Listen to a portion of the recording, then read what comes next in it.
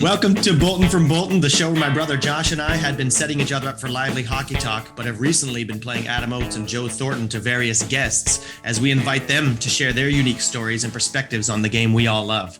Today, we welcome an old family friend, Cole Harbour native, longtime player, coach, hockey dad, and now hockey website provider and hockey podcaster, Chad Trenholm. Thanks for coming on, Chad. Excited to be here. This is going to be a blast, guys. Yeah, it's amazingly good to see you. It's just like so exciting. This. Well, we were saying before we started, it's been years since we really got to chat, and it's really great to see you guys. All right. Well, I got to bring Josh into it before we get rolling here. Josh, what's happening up in Brookfield, NS? I'm just sitting here wondering, as we get going with more guests, how many different hockey analogies you're going to be able to use in the intro before you run out. I don't know. We'll see how I do. I'm working on it. I was wondering between Adam Oates, maybe I'll be Oates. We're both little small right shots, but you grow a better beard than me, so you can be Joe Thornton in this one. What about that? Yeah? That's fair, yeah. Okay. So, Chad, we'll get going on with you. I want to start off with like growing up, youth hockey, this kind of thing. I like to start off with the guests. How did your hockey story start? I was later starting than most kids. I think I was 8 years old. And when I look back now, I was just nervous. I was just like, I don't think I can do that with all those kids, right? So it took a few years. I was one of those kids where I needed to really be confident that I was going to be good at it before I would just jump in and try it. So yeah, I remember all my friends were playing and I was just a little hesitant, and yeah, I jumped in at 8 years old. I mean, my dad was a big hockey guy. I think at the time he was coaching midget B or something in Cole Harbour. So I'd hang around the rinks, and it's the classic, your family's a hockey family, you hang around the rink, so inevitably you end up playing hockey. And I jumped in at 8. I think I only had the 1 year of novice because I was aging out after that first year. Yeah, a lot of us, we played like 5 years of novice and stuff, didn't we? A lot of people. You got right in there? Oh, yeah.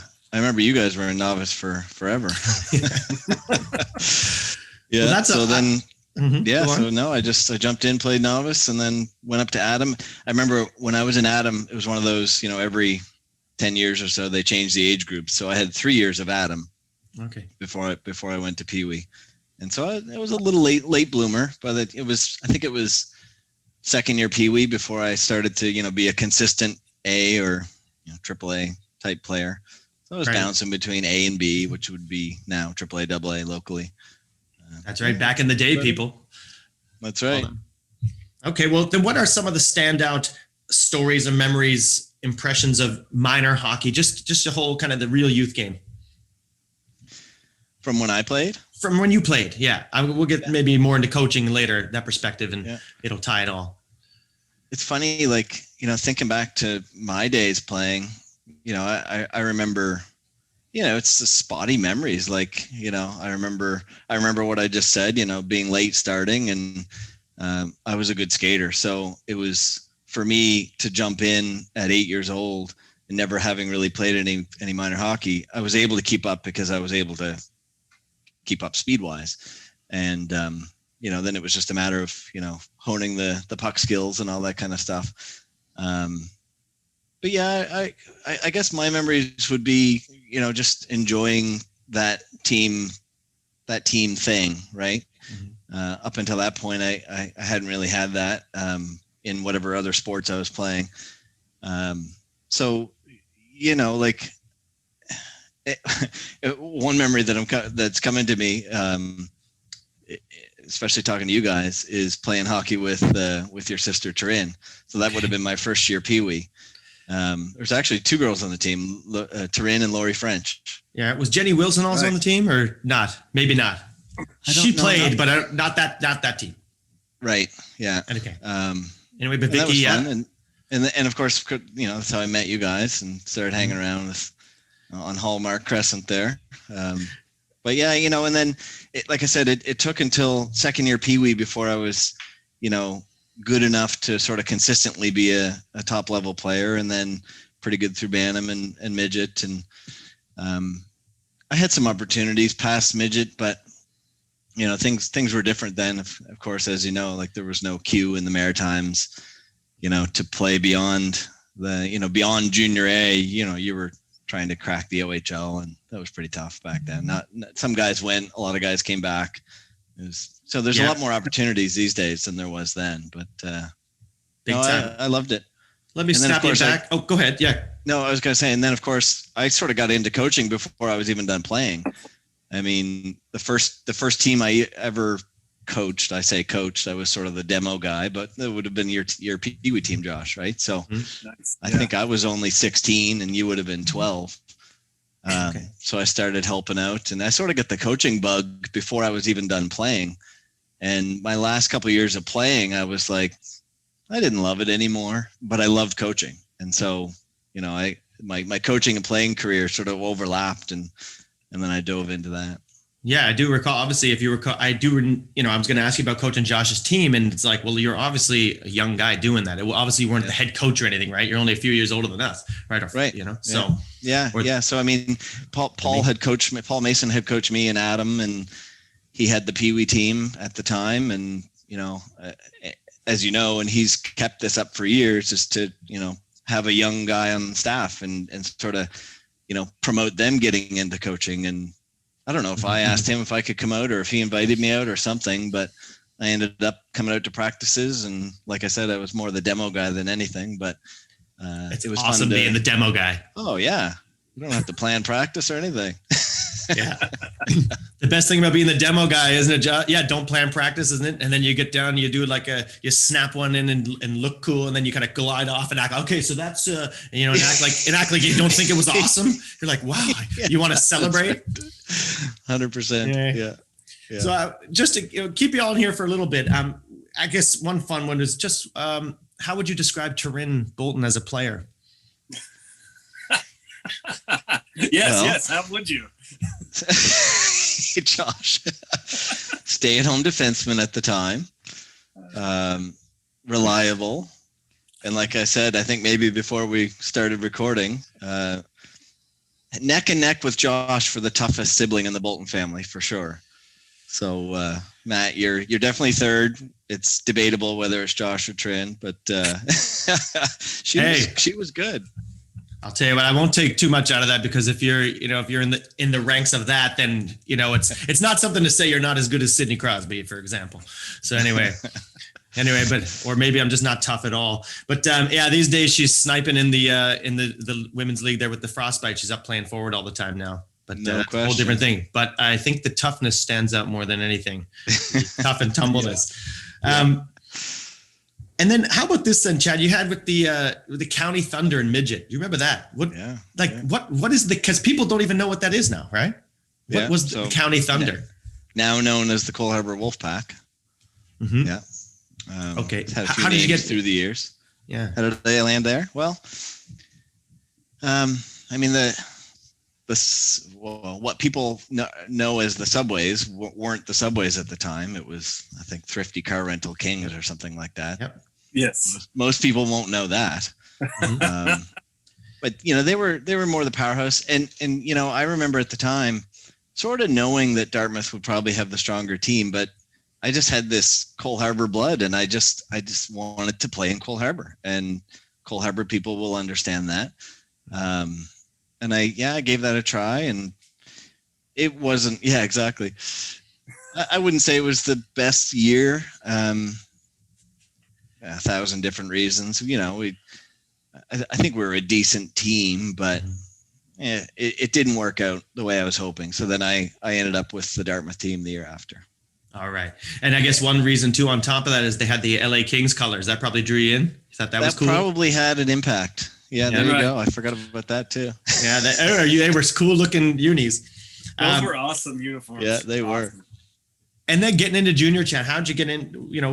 How did you make the transition to junior? What was your little story, junior, and little career highlights of that? Anything, junior? Well, what I remember there is after midget, I went to Dow. I was taking sciences, full load labs, all that. So I mean, it's busy, and I didn't think I wanted to play. So the first few months of my first year junior, I didn't play. I was just a student.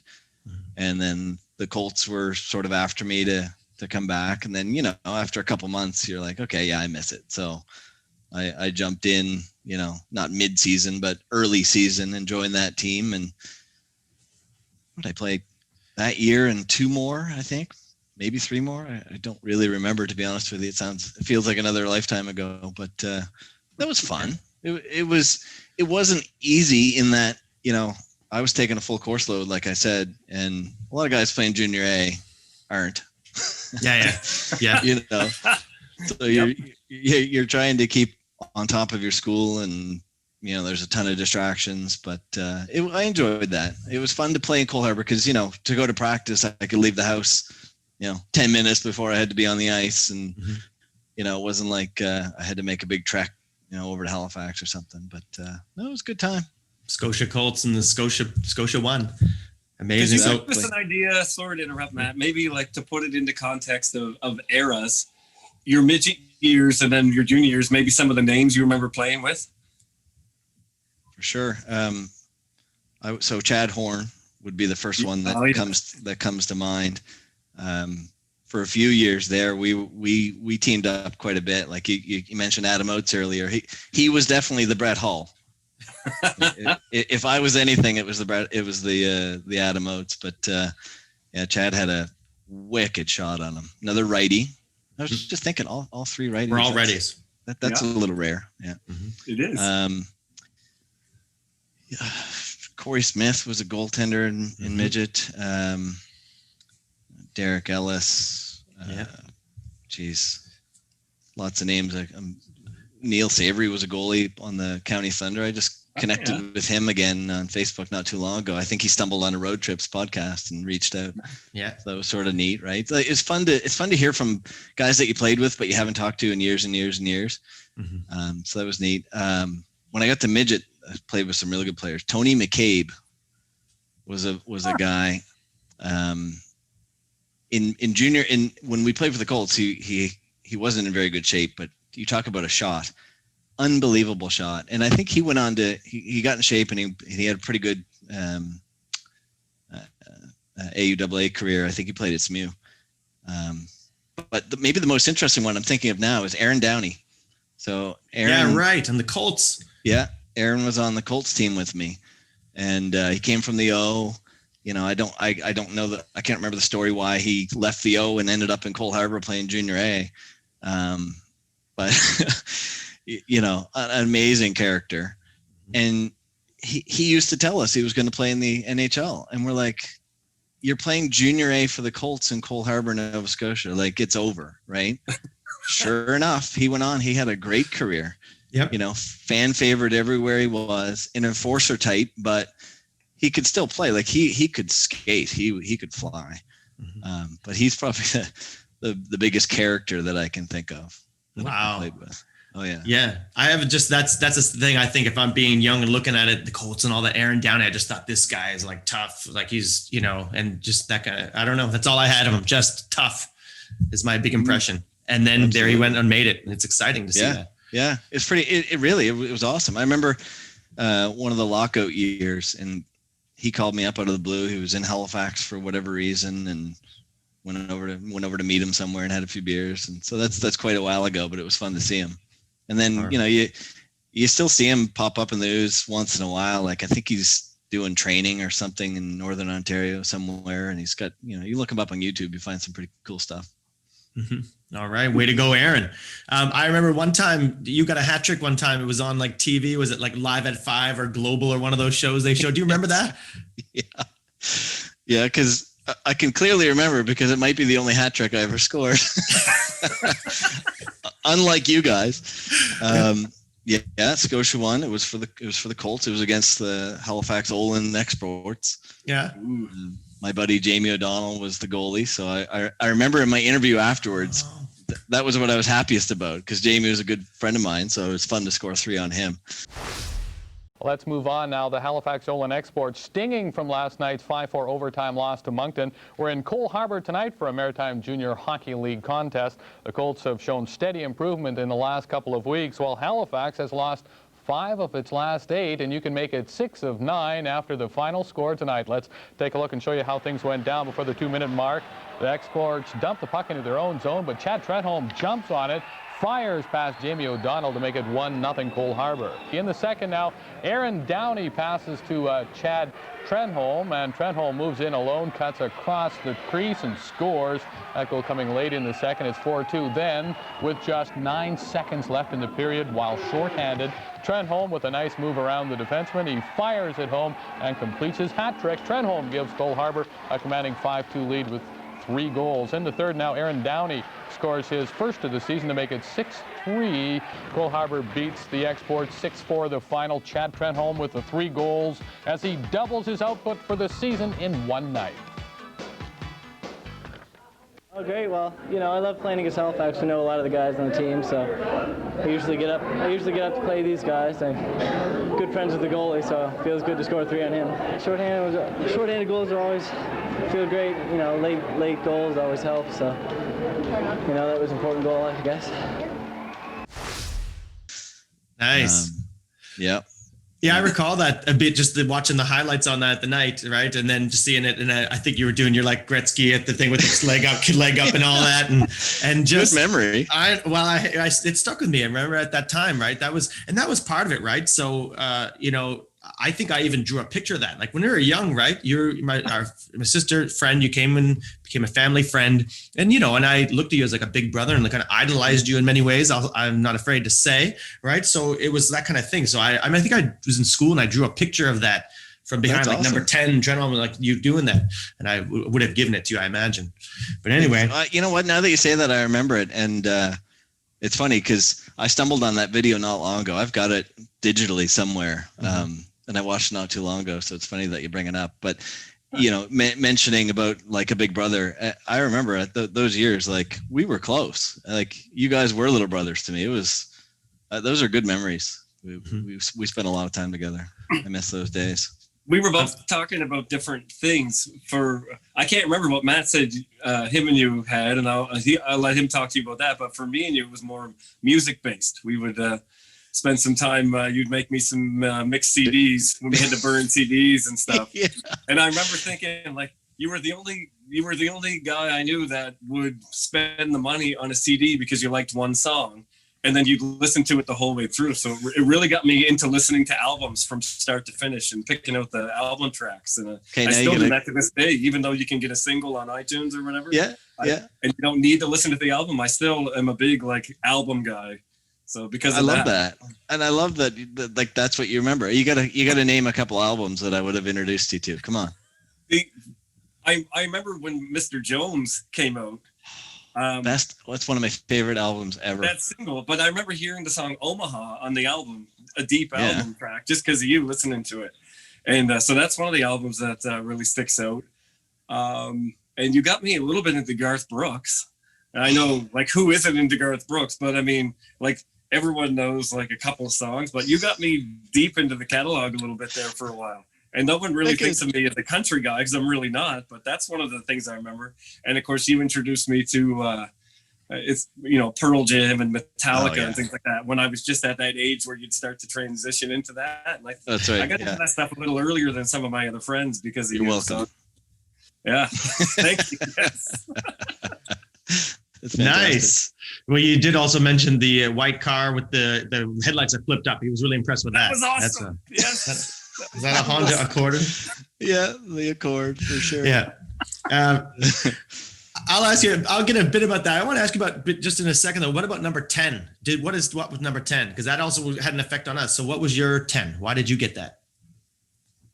I don't think there was a specific reason. I think I just landed with it. And it's funny because when I watched one of the first Boulton for Boultons that I came across on Facebook, I noticed in behind you there, Josh, the 10s, and I was like, oh, that's awesome. I love seeing that, right? And of course now Connor wears 10, and it's funny, like it matters, doesn't it? Like it really does. It means something. Like last year, because of course Connor was only 16 in the queue, and you sort of get last pick, right? And he ended up with 12, and that was okay. But this year, the guy that was wearing 10 wasn't back, and he was able to get it, and it was like, oh, it feels so much better.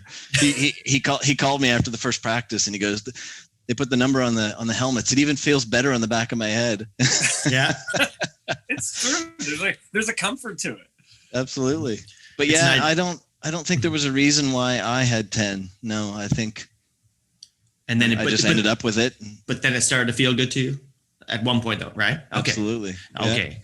And because that's what it was. That's how 10 happened for us. He was talking the other day that how he got 11 because I had 10 every second year or something, right? Well, I took 10 because of you, and I was wearing some whatever numbers back in the day in the early novice. And then finally I was on to 10 and I had it all the way up. And then a funny thing, I go to the subways, I make the midget team, and I just, I'm just happy to be there, right? And George Graham had number 10, and they were just like, he threw me a 14. I said, thank you very much. Like, whatever, I'm on the team, and I don't, but I didn't like the look of 14 at all. I thought that was just not my thing. Mm-hmm. And then we just had a great year, and I built up an identity with it. And then I was like, I'm 14. So George Graham left. I stayed with 14. Josh was able to get 10. And then, of course, I went out and played a year in Canada, and I went up there, and I'm 14 now. And this guy, Jason Ralph, has 14. So I'm number 10 in Canada, where, Evan Chevry went to play the year after me. But then I came back and became 14 again. But it's so funny. You kind of bounce back, and build up your own identity with those numbers. But that's the 10. It's wicked. And, even to remember that you guys got into 10 because of me, that actually means a lot to me. Like, it's pretty cool. Like, it I really hope so. is. I should hope so. Yeah. What an honor to have the Boultons wear 10 because of me. Mm-hmm. Yeah, well, I gave and wear it better than I ever did. Well, you did pretty good. About that stuff too, like when we were hanging out and stuff, I remember you were really pushing a lot of Wayne Gretzky there. You were really promoting Wayne, telling me all about Wayne, making your Wayne Gretzky videotape that you just kept adding to, and I would just learn all about Wayne Gretzky. It was an obsession. What do you remember about all that stuff? Like anything to do with Wayne, all that? Yeah, you know what? I remember I always liked him in Edmonton. So he was traded in '88. I would have been like 13 or something. And I was a fan. But when he got traded, what I remember, this is what I specifically remember. I was like, okay, but I'm still an Edmonton fan. Like, I'm still gonna like the Oilers, and I really believe that until the LA home opener. And I think his first ever game as a LA King, played against Detroit. Scores on his first shift on his first shot, and I remember thinking, like, that's amazing. And I was like, okay, screw it. I'm a Kings fan. In fact, I'm just a Gretzky fan. I don't care what team he's on. That's my team. Yeah, I mean, I still love watching stuff like that. He was just a big time idol to me, right? I remember being so amazed at what he would do on the ice. And then the other memory is I would have been in like grade 9 when he got traded, I think. And it didn't matter. I'd stay up for those LA games, the LA home games. They start at 11:30 Atlantic. And so like I'd be in school the next morning, like exhausted, but it didn't matter. The Kings had a playoff game the night before. Josh, you can relate, I'm sure. Well, I stuck with the Oilers for a while, but I'll never forget. In grade 9, we made you could make a wooden clock in woodshop. Everybody made a clock. I think a lot of people still have theirs. And I remember putting the LA Kings logo on that clock just because of that. And it's like, why? I've been a lifelong Oilers fan. It's not like they were bad. They won the cup in 92 years later. There were still a lot of players I loved on it. But there's just something magical about Gretzky. He just stuck with you, and you just wanted to be part of it somehow. Yeah. No, he did things that, until recent years, no one ever did that kind of stuff. Like just, like clutch, like when they needed a goal, he'd find a way, or whatever. And of course now we have our homegrown guy that sort of does the same thing, which is pretty amazing. Right. Yeah. Yeah, I don't really think we need to sit here and talk about why Wayne Gretzky is a good player. He was really good at in the good God, Wayner. I do recall, Chad, as a side bit of it, that you kind of brainwashed me a bit against Lemieux. You know what I mean? It would almost be like the kind of way, which is funny now, but like it kind of almost the way you would like hate Ovi because of Sid, and it's like, why would you hate Ovi? Yeah. But yet you do because he's a rival, and I almost remember being like, I don't like him, but then sometimes I would be him in street hockey just somehow. Yeah. But but I mostly didn't like. I was all on Gretzky, so I find that pretty funny. Do you remember something that too? Like big time. Yeah, I was not a fan of Lemieux because he was the rival to Gretzky, right? And people would debate who's better, and I'd be so mad. Yeah, no, Gretzky was an obsession for sure when I was a kid. Absolutely. Beyond a kid, geez, I think I didn't. I have a license plate, Gretz or something. Yes, yes. And the tape wasn't just that videotape that wasn't just hockey highlights. It was commercials and golf clips and interviews and anything that he was ever on was on that tape. And think about what it took to make that tape. Like today, you could just pull up, some software and do it easily. I was like 2 VCRs back to back, and you'd have to hit record and hit play, and it took me days and days and days. Oh yeah. Yeah, that was VHS, people. Most of you don't even know what that even was. It might have been beta, to be honest with you. I think the kids are still stuck on why you had to stay up to 11:30 to watch a hockey game. There's no on demand. Exactly. It's just life was tough, kids. You had to watch the commercials too. You had to watch the commercials. Yeah. Forget that noise. All right, a couple more things on here. Look, I mean, this is just too much fun. We have to get a little bit of memory, a personal memory out of you before we move on. Any general memories or things that are share-worthy out of the Boulton house, coming to the Boulton house? God, how could you not it's a think madhouse. How could you not think brownies?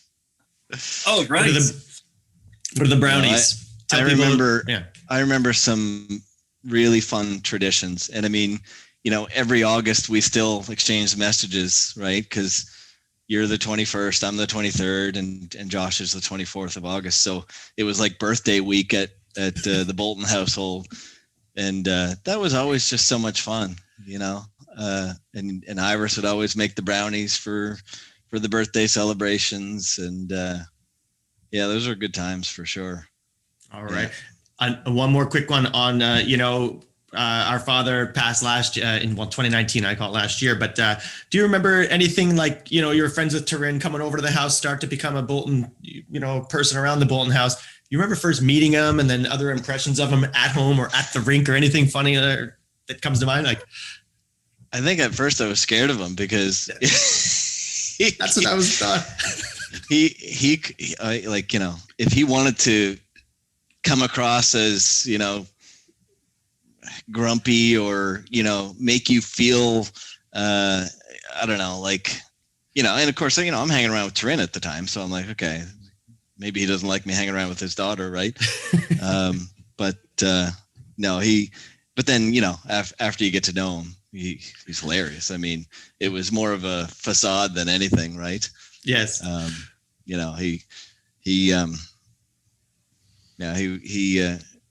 He was a lot of fun. Yeah. And I said to you before we started recording, I think I was away on a work trip and I wasn't able to get to the service, but it was really sad to hear that. All right. Well, yeah. Anyway, thank you. Chad, well, we're going to move on into coaching. You already mentioned how you started in. You started to be the demo guy, getting in with Paul on Josh's Pee Wee team. How was it coaching Josh Boulton? Give us that to start us. I might as well.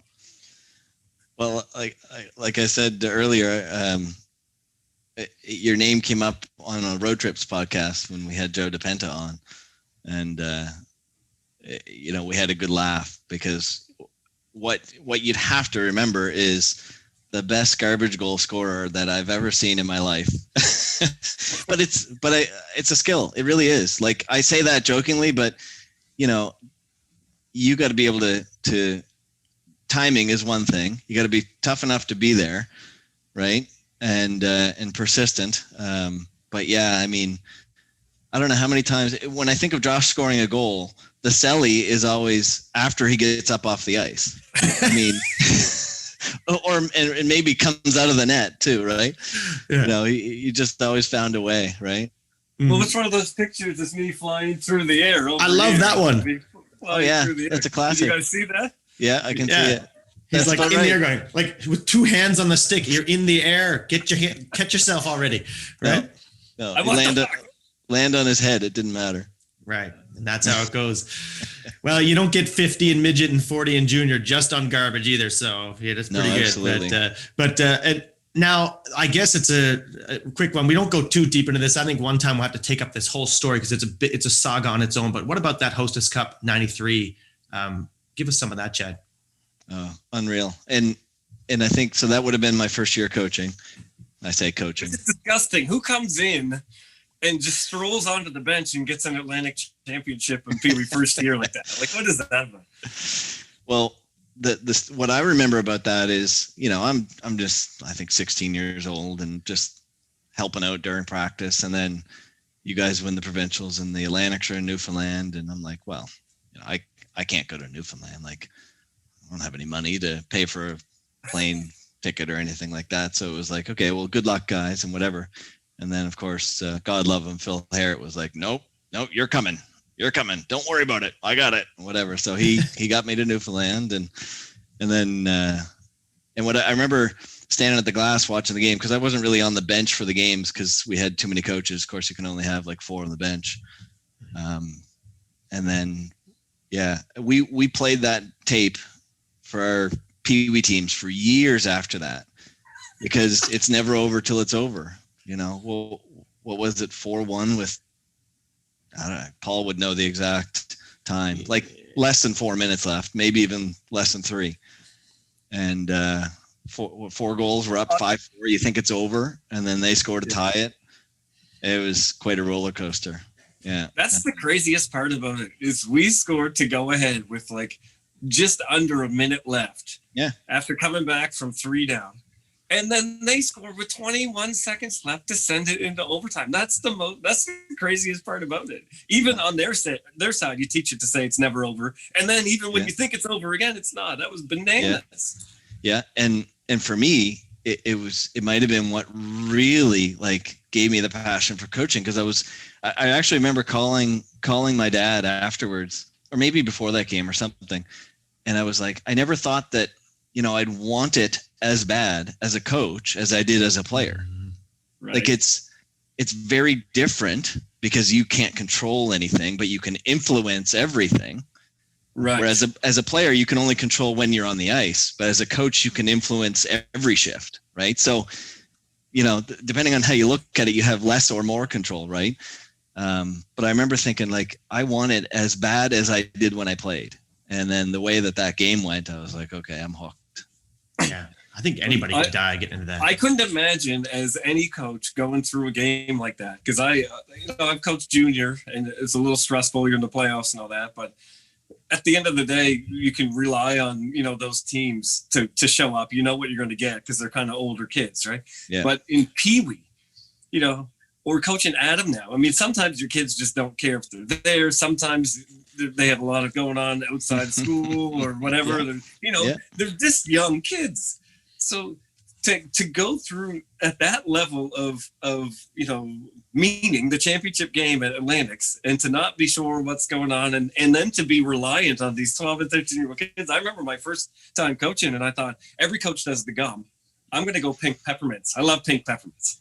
And I was through the whole bag like 10 minutes into the game. And I thought, well, I can't do this every game because I'm just like going, oh my God, what's happening? Like I get so nervous. And then my leg starts to go, when things aren't going right, my leg starts to bounce. Like it took a lot longer than, especially as a 16-year-old, took a lot longer than one season to get myself into a coaching mode where you have to realize what you can control and what you can't. And right. It's different than a player, like you say. Like, so my emotions were higher at different points as a coach. But I wouldn't have learned that at your age in that situation. It's a blast. It really is a blast. Like, and that game was crazy. And then, but over approximately 20 years of coaching, we actually had a lot of games similar to that. Like, Pee Wee hockey can actually be really exciting because the kids are just so passionate, tons of mistakes, which results in lots of excitement.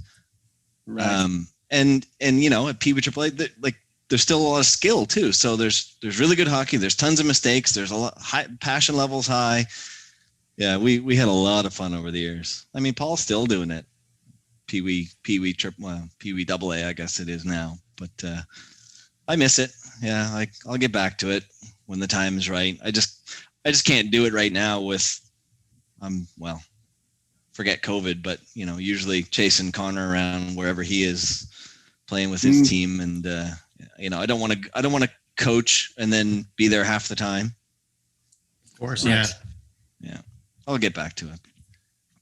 So I hear you mentioned some coaches. You mentioned Paul Mason already. I don't know. I feel some classic coaches. I don't want to get in trouble not naming anybody, but like you get Joey Mullane, Greg Britton there, Phil Harrott you mentioned already. I'm not going to keep going on, but what are some the coaches you really coached with over the years, and what do you got to say about all that?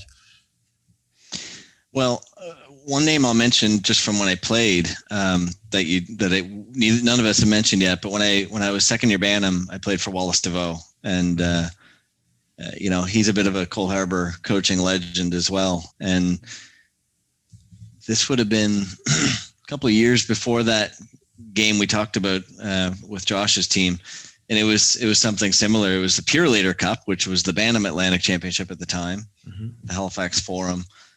We were down like 5-2 and ended up winning in overtime the Atlantic Championship. So pretty similar to your game, maybe not quite as late to start the comeback. But anyway, Wallace was phenomenal. And what I remember about Wallace was he just had a different way of explaining things.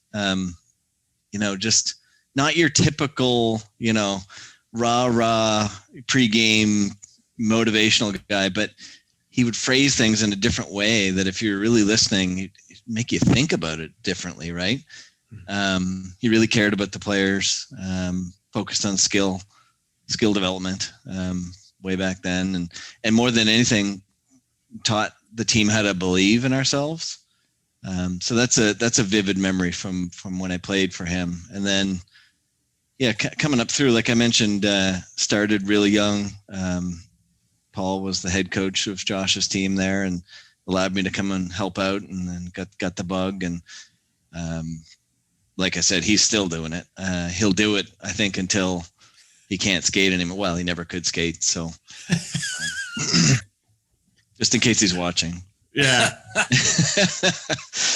There's three games in Cole Harbour. You brought up the Purelator Cup. There are three probably games that I remember the most.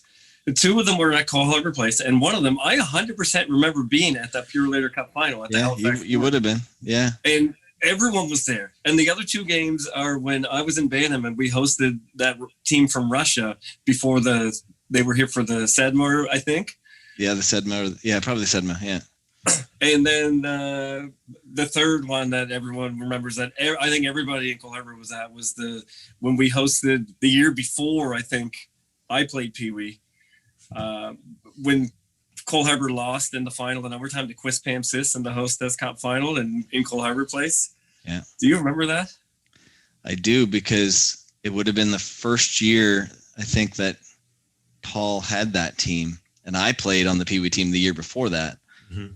Yeah. And I definitely remember being at that game.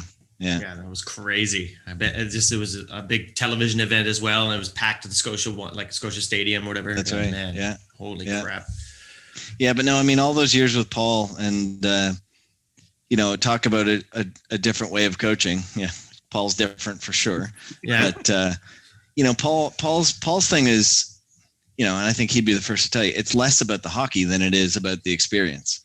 And I learned a ton from him about that. And the other thing that, I'd say I learned from Paul a lot is trying to figure out each kid individually. You can't just take one approach with a team of 17 or 19 or 20 players. It's, what does this kid respond to versus what does that kid respond to? And that's a fun challenge as a coach, to learn your players and learn your team and learn how to get the most out of each kid. And of course, you'll never quite get there to get the most out of every kid, but it's fun to try. And looking for all these awesome team builders. I mean, we've had a lot of fun doing that stuff, and most of it comes from Paul's warped mind, but some pretty cool stuff over the years. So team building and the experience really is probably what I learned most from Paul. One little scroll through his Facebook page all the quarantine games Steve's come up with. We'll tell you everything you need to know about him. Yeah. And it actually makes me wonder, as a coach now on the other side of it and a parent, those hotel trips and all that, before you're a player, you're just snuck off to bed. What went on after we went to sleep? Well, you know about that now, don't you, Josh? Yeah, a really. little, but I mean, we're talking about Paul Mason here. Oh, I see. Back in the day. Oh yeah. Well, we probably should save that for when the video is not rolling. Yeah. Yeah, exactly. You know, Chad, though, you were talking about experience when you say it's really about he focuses on the experience. And you know what? That's what I remember the most. When I talk about minor hockey, I'm not, you know, I can think about particular games and seasons and whatnot, but I mostly think about I'm playing road hockey at my friend's, like my teammate's house during the season. And then the road trips and going to the Spud tournament and like hitting out to New Brunswick and Cape Breton and, you know, classic tournaments like that kind of stuff like that. What are some of your memories of that stuff, and how do they compare to when you were a kid and then versus being like a coach or even a dad, maybe like being at the Spud, for example, as a coach versus being at it as a kid? The Spud's the PEI tournament for listeners every year, minor hockey. Yeah. I mean, the Spud back in the day was, you know, every Cole Harbour team went. Like it was a blast because, you know, it's like Cole Harbour must have been like, you know, ghost town during the Spud because everyone was over in Charlottetown and you know, it was fun because you could. They were all at the Rod Royalty Inn. 100%. Yeah, playing mini sticks in that big open area, right? Yeah. Yes. I remember when you guys were kids. You know, well, I was only a few years older, but I remember looking out from a balcony room, and there had to be like 200 kids in this. Like, but that's a blast, right? A huge banquet room and have everybody just play. I don't even understand what we were trying to shoot at. There's no way you could find a net in that case. It didn't matter. It didn't matter. Yeah, no, it was fun as a player. It's really fun as a coach to go away to those trips. I mean, you know, you're trying to do well with your team, but you're trying to, you know, make sure they all have a good experience and, you know, teach them a little bit about, you know, how to prepare for, you know, the next day if it's a big game, or, you know, curfews and, you know, putting up itineraries on the door and, you know, making them think it was, you know, this big professional thing. And then, yeah, as a hockey dad, I mean, honestly, none of it compares to that, in my opinion. To go away on a road trip and watch your boy or your girl or whatever, it's phenomenal. Yeah, man. Yeah. That's what it's all about for me. Just, and that stuff you said, the itinerary that makes you feel like a little bit like you're responsible and you're a pro, and on top of all but then it's just being silly with your buddies. So it's, I don't know. That's what youth hockey is all about to me. Right. And then developing, like you say, for the next level as well. How about this one? Well, how about this in general? Cole Harbour hockey. What's in the water there in Cole Harbour? Why is Cole Harbour hockey so successful? It is crazy, isn't it? Like, yeah, I love it. And I got my welcome to Cole Harbour sign up there. To think of the players that we produced. I mean, obviously Sidney, obviously Nathan, but I mean, it's a small little town. And, you know, then there's Joe DePenta, Stanley Cup champion. And there's some other names that people probably aren't quite aware of. Well, obviously Cam Russell as well. Mm-hmm. Aaron Downey, I mentioned earlier. Not that he's from Cole Harbour, but he came through Cole Harbour, ended up in the NHL. The one that a lot of people wouldn't know is Sean Avery. Yeah. Sean actually played a couple years in Cole Harbour. You know, a lot of people would say, well, we don't advertise that too much, but, you know. I was his line mate in Bantam. That was nuts. Right? Chad, they had like 92 goals or something, and what, 200 points or something like that. I don't like to talk about it, but we both had 200 points or more. And no question. But to give you a kind of context, there was Anthony Purchase also in Halifax, also had 212 points that year. So I mean, it wasn't that out of the question. There were just some really good hockey players at that time. Yeah. It was nuts. Yeah, I don't know. I mean, you know. You could say that, you know, maybe they've seen players make it, so they have more belief in themselves. Kids, like, I don't know. It's you can come up with whatever theory you want. And I didn't even just mean that there's a few players go onto the pros. I just mean in general, Cole Harbour, the association just has success. It just wins it. Like when we were there, and still it seems to win at every level and goes around. I'm not saying there's not other associations that are winning a lot. Like, I mean, back in the day, you look and you go, oh my God, the Blues and the Hawks and the, you know, and the Tassa. Oh my God, it's so hard to, you know, they're dominating us. But Cole Harbour as in general seem to do really well all over the place. I just wonder what's up with that. And maybe it's about that culture of, from some of the names you're talking about, Paul and on down around there, that create that kind of love for hockey. And I don't know if you just had a theory about it. It's no, I think it's a bit of a head scratcher. I mean, you know, yes, lots of great coaches over the years.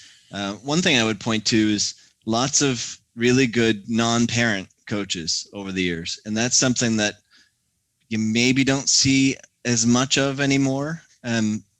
I mean, it's challenging as a adult that's got a full-time job and maybe his own kids to go put in time at the rink when he doesn't have a kid on the team. So you don't see it a lot. But if you think about Cole Harbour over the years, you know, you had Paul, you had Wallace. You know, I think of like guys like Dennis Irwin and Les Siebold, Joe Mullane, like lots of guys put in years, and Greg Britton, years and years and years and years as non-parent coaches. Not that results in better players, but you know, I just think the commitment to the game and minor hockey over the years with a lot of those folks had to have a positive impact on a lot of players. Yeah, I think that would imply that there's something more about the hockey than just I'm a dad and I like hockey and all that. So that's a really good point. As a president of a smaller association, I mean, it's not only difficult to find non-parent coaches, but most parent coaches are also coaching multiple teams because there's that few people that can put the time into it. Yeah. You know, so I never really thought about it from that angle before, but that's actually quite true. Yeah. And of course I did that for a number of years. And then I did spend some years coaching my own kids, and I love that. But I would honestly say it's, for me, more enjoyable coaching a team where I don't have players on the team, because when you've got a son or a daughter on the team, especially if it's a competitive level team, you can't win. Like, you're either giving them too much ice or not enough ice, or you're too easy on them or you're too hard on them. It's a bit, again, as much as I loved it, when I compare it to all the years of coaching as a non-parent coach, it's just easier because there's no question, as a parent, I want to see my kid play more than any other kid. Like, no one else, no one can say that that's not true, but you're trying, because you're trying to be impartial, but like, you know, your kid's on the team, he's got the puck, and you're paying attention. And so, but you're always second guessing yourself. Am I, like I said, am I too hard on him, too easy on him? But as a non-parent coach, you're impartial and you don't have to really worry about it. And so I really enjoyed that over the years. Yeah, you don't have to be shy about saying you want to see your kids more than other kids. Nobody goes to a Christmas concert, elementary school Christmas concert, if their kid's not in it, right? Shows up. Exactly. Let's see what's going on. Before we move on to your kids and all and that whole aspect of their hockey journeys, we have to mention Sid for a sec here. You coached Sidney Crosby. Mm-hmm. When did you know it was like full on? I don't just mean he's got a chance at it or something. I mean, when did you know? Yeah, he's it. Pee-wee. Like Paul. Like, I've told the story a number of times, but Paul and I would, you know, Thursday night, Scotia won. That was always, you know, AAA night, right? Yep. And so we'd end up at Paul's place there on Astro Drive, maybe having a beer after the game Thursday night. And I vividly remember, like, we would sit there, just the two of us, and be talking like, this kid, like, he's going to play in the NHL, but he could be like maybe like a high draft pick, like first rounder. And then we'd take a few sips. Like, honestly, do you think there's a kid better in Canada? Or like, he could be first overall in the draft. And then a few more sips, like, and not just be a good NHL player, but like, he could be like a superstar. And then we go, okay, this is ridiculous. He's 11. But Right. but we knew, like, we had seen enough players come through, and there was no one that was ever even close. Man. The things that we saw at that age blew my mind. Okay. It really did. Like, he was, Give us some crazy ones, yeah.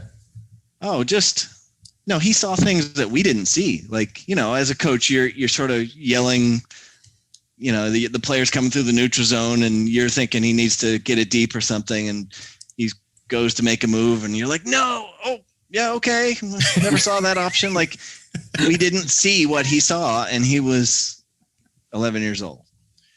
You know, Yeah, and that's it. and you talk about clutch. I mean, but you know, back then, it started then. Like, I mean, if you needed something, he was going to do it. You know, I remember goals in the last 5 seconds. I remember, and then of course he ended up playing with Nathan, my stepson, all the way through. So after Pee Wee, I watched every game in Bantam, every game in Midget, until he went away to Shattuck. And yeah, I mean, every year you just got more and more convinced that he's going to be something special. And then once he got there, like, quite honestly, he's never done anything that actually surprised me in the NHL. Like, I've always you just expect it.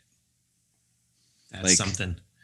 It's funny you say that. Like, I used to, right around the time the Penguins won the Cup in like the 16-17 era, I started writing for a Pittsburgh Penguins publication. And I remember writing an article going, do we take Sidney Crosby for granted? Because there was a power play, and it always comes to his side, and there's never any doubt he's in the right corner.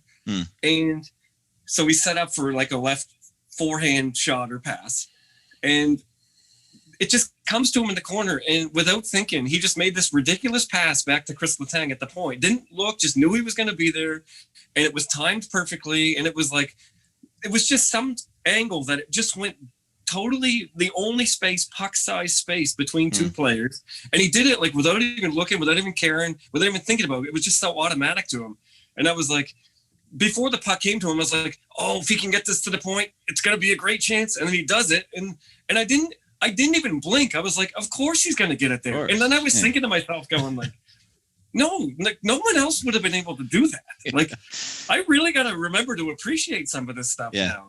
You just get too used to it. Yeah.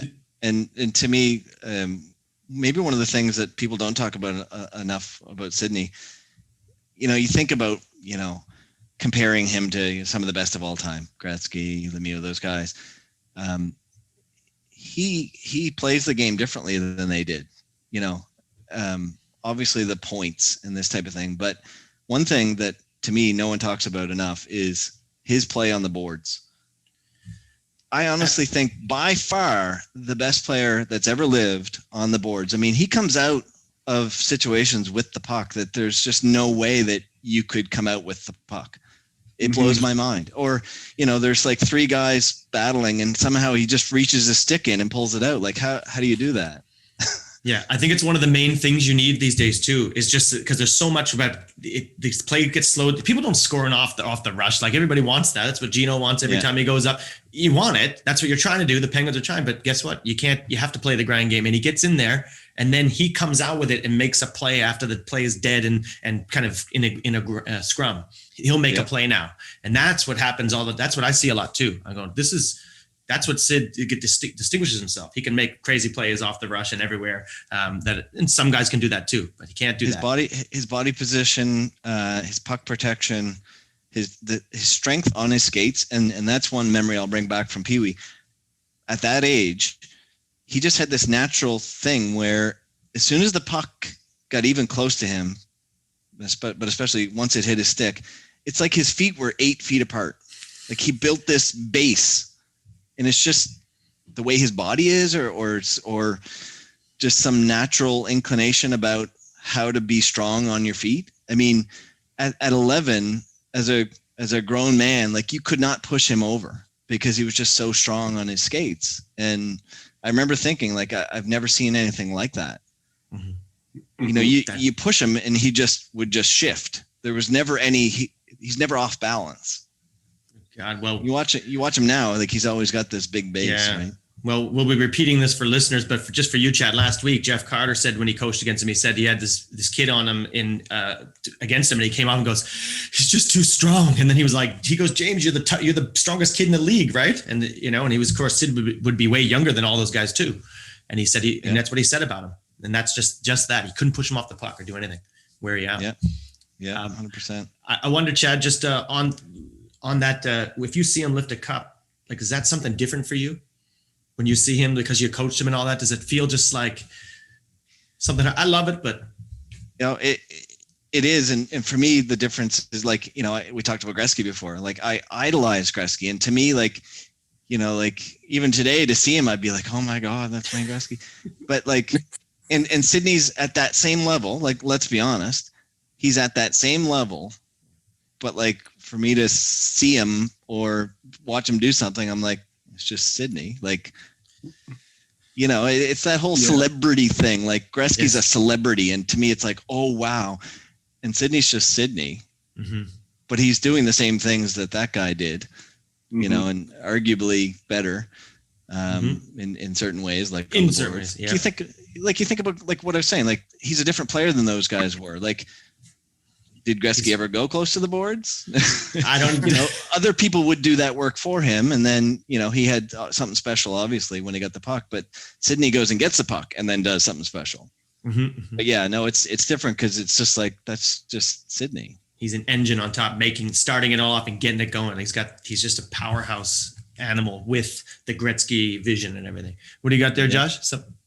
When he won the cup the first time, I just remember we were in our old house. It was just me and my wife. We didn't have any kids at the time. We had one dog. And I remember laying on the couch watching that. And even Denise was watching with me. And when they finally won their first cup, we both remember just screaming, we did it. We did it. Like we had. Oh, yeah. There's a sense of hometown pride. Absolutely. 100%. We did it. Yeah. Yeah. No question. Yeah, I had a slightly different experience. Just as my wife was first time ever being in Canada as well, home and all that, and then of course I was the Red Wings, and I couldn't handle it. We're in Cole Harbour, everybody's loving it, and then it was just like I'm wanting them to do it, and then Lidstrom goes down and Fleury dives across, and then I'm like, and then a couple seconds later I was just like loving the whole thing, right? Like, because so they're my second. Like once the Red Wings are out, it's all Penguins. It's like, and I'm talking about I feel it up in my heart and everything, like up and down. I'm not just like, oh, they're my second favorite team. Like I almost the same, but then there's just something I can't get over. It was crazy. Yeah. Well, Chad, we are going to move on to, the subject all parents want to talk about is their kids. When did you become a dad? How has that been for you in general to start us off? I mean, it's hard to put into words. I mean, it's definitely the pride of your life, right? I mean, it's there's nothing quite like it. Kids were born in 2003, twins, boy, girl, Cassidy and Connor, which is actually really cool. I honestly always wanted twins, and it's obviously not something you can really control. So when they told us it was twins, it was like, no way, come on. That is a no way. What? Yeah, it is. Yeah, and I actually said that to the doctor. I was like, no way. And then, we always joke, sort of, the first year with twins, I have no memory of it. It was I'm exaggerating, but it's just survival, but, I always wanted to be a dad, and, it really is the best thing ever. They're great kids. They're kind, they're good students. And then, and the other thing, it obviously leads into hockey, but I remember when they were very young and, everyone saying, oh, wait till your son starts hockey and this type of thing. But I remember saying, and I was 100%, I meant it 100%. Like, it really doesn't matter. It didn't matter to me if either of them played hockey. Like, once you've, got this little human being that you've created, you're going to love whatever they do, Obviously it was a bonus when Connor started playing hockey and then he was good at it. Don't get me wrong, but it's the best thing ever. Yeah. Okay. Before we get into that, then give me a bit about Nathan, your stepson, Nathan. Tell me a bit about his journey, or rather, your journey with Nathan, perhaps. What's that? Yeah. And your wife and all that. Give us. Yeah. So, the story there is, I'm coaching Nathan. I meet Debbie, his mother. Not really something I would have planned to start dating a player's That's why mother, you got into coaching. Yeah. Meeting girls. But this, shit happens type thing, right? And sort of the rest is history. And then, Nathan was a phenomenal player himself. And like I mentioned earlier, had a lot of fun watching him and sort of parenting him through Bantam and midget. And then he played in the Q for 4 years and then played at Acadia. And that was a blast, having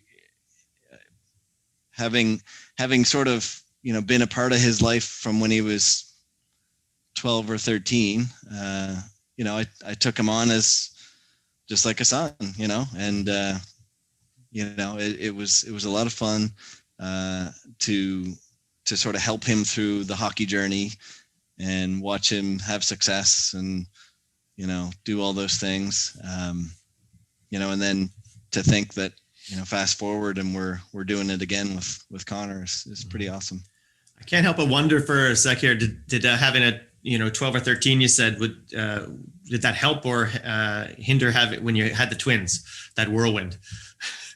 You had Nathan helping out as well. Did that give you a little bit of a break? The kids were 3 weeks old. The twins were 3 weeks old when he left to go to Quebec City to play for the Remparts. Okay, well then, there you go. So that was definitely a whirlwind. He's leaving home. We've got 3-week-old twins, and he needs help to get settled in Quebec City and get over being homesick. And then we're making, trips in the caravan, 10-hour drives with 2 twins and, taking them to hockey games in Quebec City. And, I look back on it now and I'm like, how did we ever do it? But it was a blast. It's a sitcom. That's what it is. Yeah. But it sounds good. You got Connor and Cassidy. What about Cassidy's hockey journey thus far, and what are her plans in it and all that from here? And tell us about Cassidy's hockey. Yeah. So Cassidy has dabbled in pretty much every sport or activity that you can imagine. She played a few years of hockey off and on, and and then a year of ringette, and then soccer. Turin was her coach, and she never really had that competitive drive in sports, which is totally fine, but she enjoyed dabbling in it. I remember we always joke when she was younger, she said, well, I don't think I'll play hockey next year. And why, you didn't like it? Well, no, I liked it, but I don't like having to go to practice or put gear on. It was like, okay, well then maybe a different sport. Yeah, with a little less gear. Yeah. It's a pain. No. So no, she hasn't played. She did play hockey. It was a couple of years back now when Connor actually came back from having to be off for a few years, and he came back into hockey, and then she decided, well, I think I'll go back into hockey too, which, as a teenage girl to have the confidence to jump back in at that age, was, we're pretty proud of her, and she enjoyed it a lot, but she's not playing anymore, but it was a lot of fun when she did. Okay. Well, what about Connor's story then? You just hinted on it there. What was Connor going through, you said? Yeah. So Connor, he would have started like earlier than me. Like I said earlier, I was late, but he started like when most kids do, about 5 years old, and, the whole Timbits program and up through what's now called, I don't even know what it's called anymore, but Novice Advanced, Novice AAA, whatever you want to call it. Yeah. Okay. Yeah. Josh is nodding. Matt's like, what? I don't know what's been going on for 20 years. Yeah. Yeah. And then first year Adam, and by the time first year Adam came around, like you could see he was pretty good, like very good. So after first year Adam, Connor ended up having to step away from the game for 3 years over a suspected health issue, which ultimately ended up not being an issue at all. So it was like, okay, wow, okay, that was a long 3 years to be told, yeah, sorry, oops. But essentially 3 years later, he decided he wanted to give it another shot. And I remember after 3 years, we were pretty much past it, like it doesn't matter. Like I said before he decided to play hockey, it didn't matter. And after the initial shock of having to step away from it, it didn't matter. He's healthy, he's happy. Hockey's not the only thing in life, clearly, right?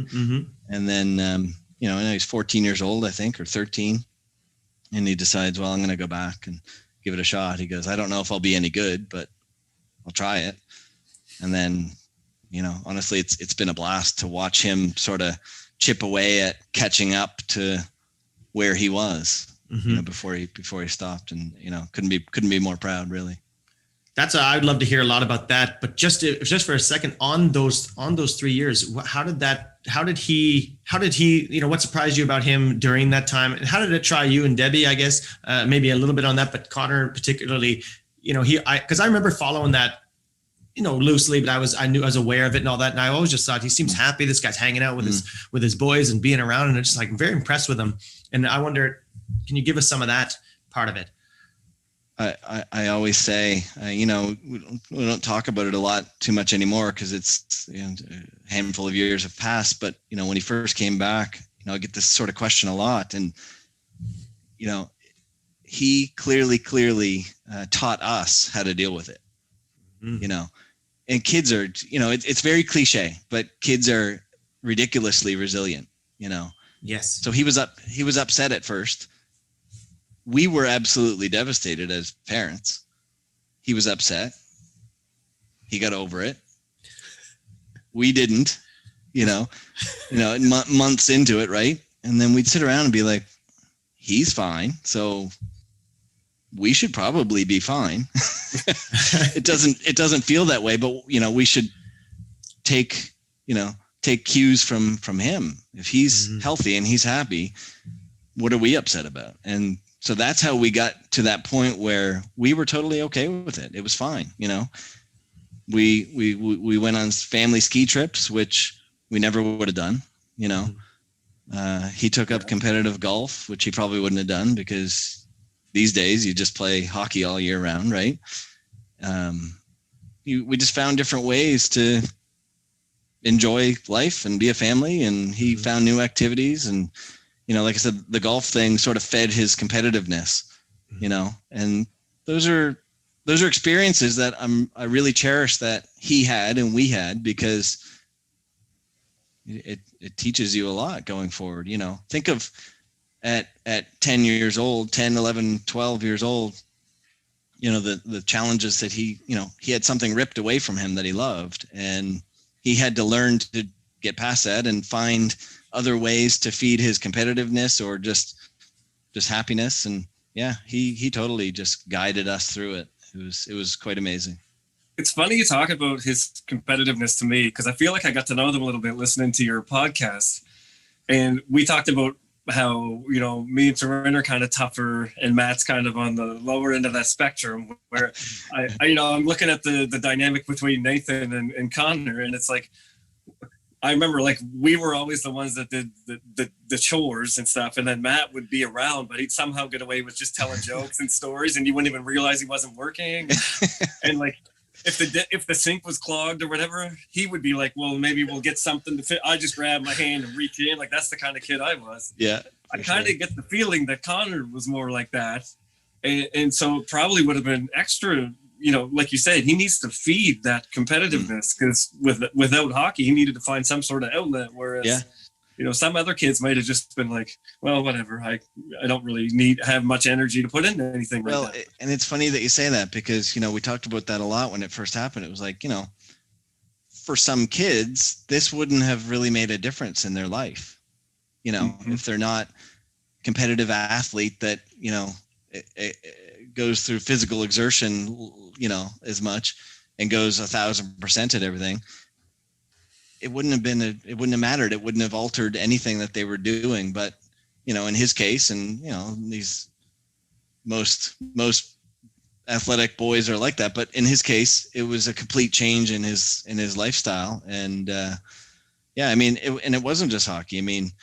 He was into competitive running and, winning every race he went in, and he just fed off of that competitiveness. And then, when you're told, well, you shouldn't play hockey and you shouldn't, sprint in these runs, well, it changed everything that he loved to do. But like I said, looking back now, I mean, it's gonna benefit him for his entire life, because he didn't know at the time what he was learning, but he learned how to persevere and how to adjust and how to overcome. And those are just skills that will be with him forever, right?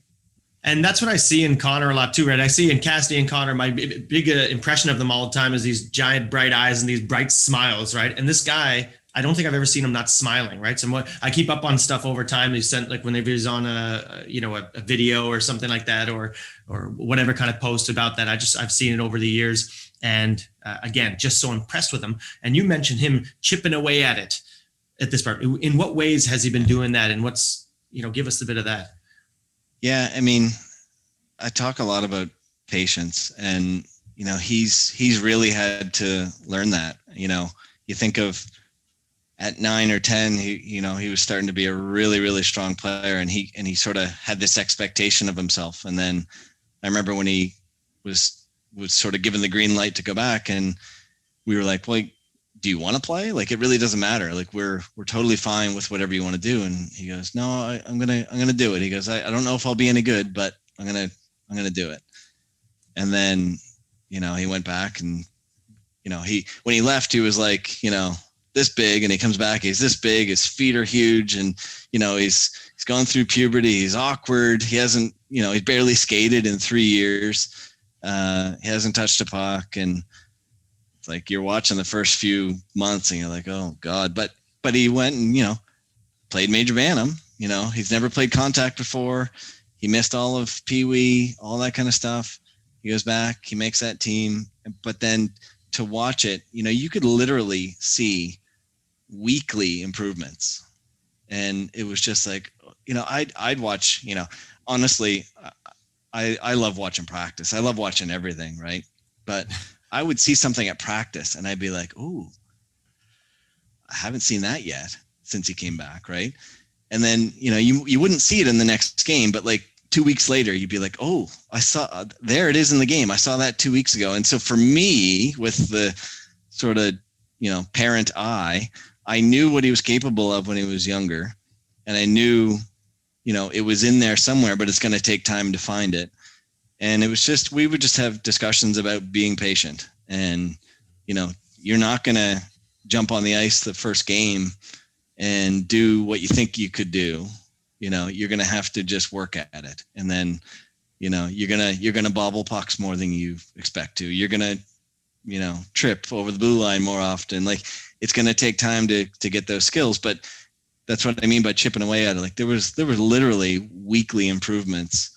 And it's just, honestly, it's been really, really fun to watch him work at it. And he still is. I mean, he made the Q as a 16-year-old. And I was like, really, like, anyone playing in the Q as a 16 is impressive, but to do it with all the development time that he missed as a kid, I was honestly pretty shocked that he made it, but then, okay, you're playing in the Q as a 16, you're fourth line, you're getting limited ice. And so, even then you got to be patient and just chip away at it. And, this year's a bit of a messed up year with COVID, but his first half was really good. Like, he's starting to feel that again. Right. But I mean, this is 5 years in, so it's not like, oh, you're going to get it back in 5 months. It's like, you're going to be maybe close in 5 years. And so he really had to be patient, but it's been a lot of fun.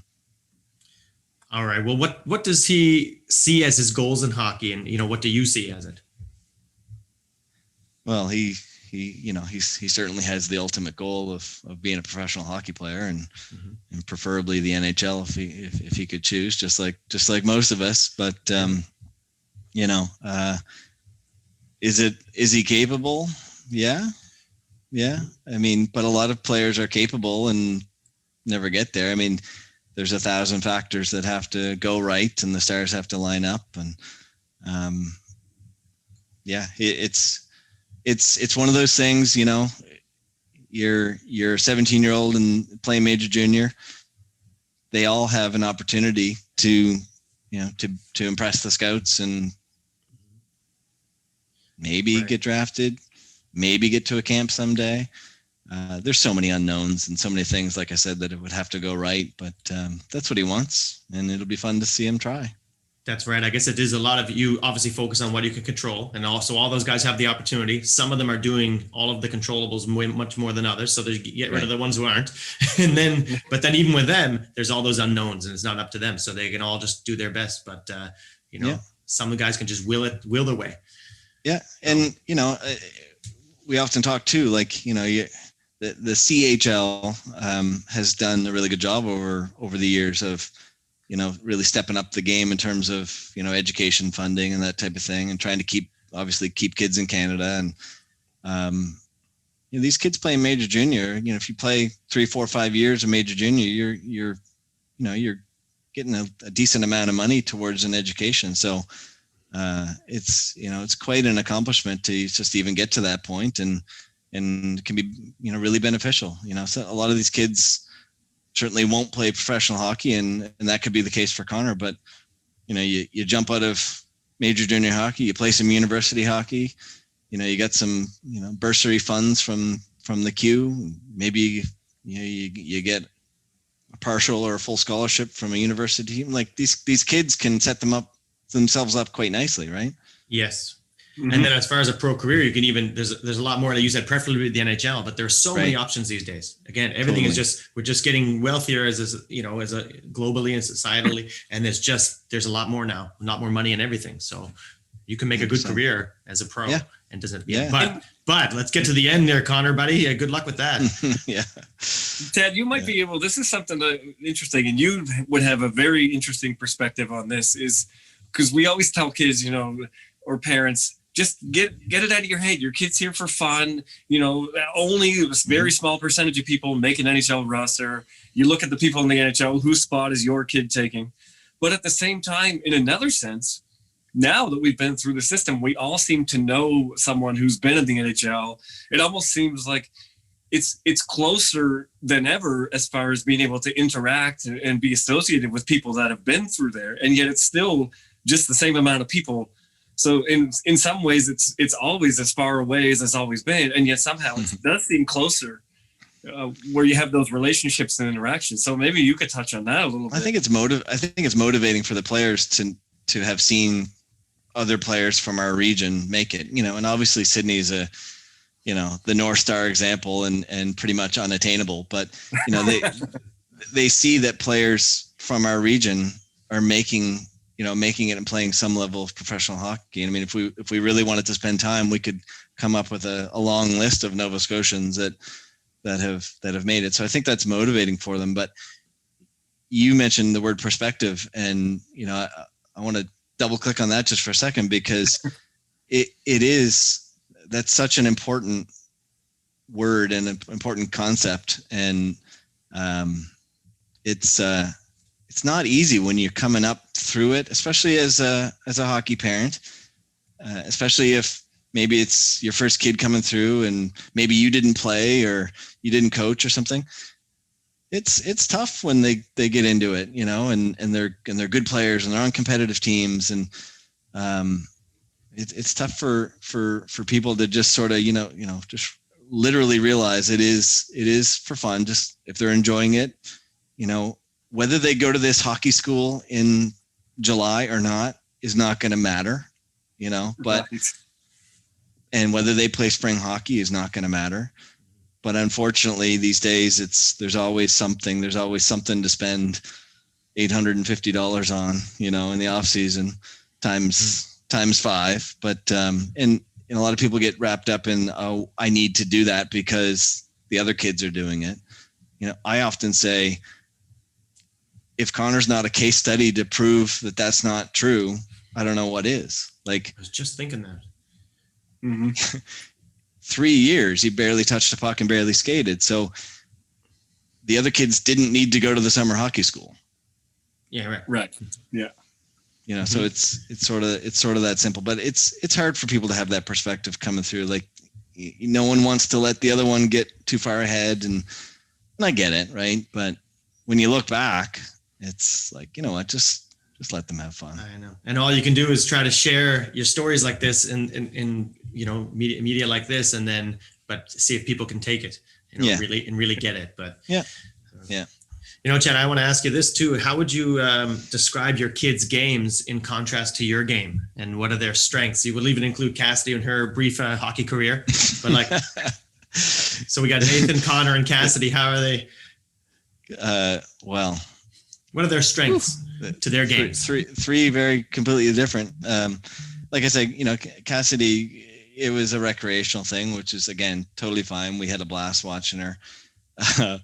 She was, you know, I'm playing left wing, so I stay on the left third of the ice. I go up and down this lane. Oh, the puck is right there. I'm not going to go, you know, so we had fun watching that. And she liked to park out, you know, out just off the post and wait for those tap in goals. Had a girl? Yeah. Like I said, it's a skill. Yeah. It is. Yeah. It's a talent. Yeah. Yeah, she had a bit of that feistiness in her too. Like, you wouldn't want to mess with her too much on the ice or anywhere, to be honest with you. Yeah. Okay. Nathan was a puck moving, you know, really good skating defenseman, 5'11". Never quite hit that 6 foot mark, and he was really good. He missed, I think, his opportunity by a year. Like, his draft year was the last year before they made all the big clutching, grabbing rule changes, and so, you know, they were still looking for the Pronger type defenseman who could just, you know, straight arm someone and hold them against the boards, right? And wait for the center to come in and get the puck. Well, now you can't do that. It's a holding penalty. And I honestly believe if he had come up through just a couple of years later, all of a sudden, everyone's loving that small-ish, but great skating, great puck-moving defenseman. Mm-hmm. You know, he had a really good Q career, and, you know, 4 years at Acadia, top-notch player. Yeah, but you might have just missed it by a year or so. I hear that. Yeah. Okay. Yeah. What's Connor now? What's Connor now? Connor's he would be your typical 200-foot player. You know, he's when he was younger, before he took some time off, you know, there's some prolific offense there. Since he's come back and he's been chipping away at it and trying to catch up, he's really taken on more of that all-around type player. You know, he's great in his D zone. He's good on face-offs. You know, defensive side of the puck type guy. Can chip in offensively, but he hasn't really played that role since then. Mm-hmm. So he's not really known as a big offensive guy.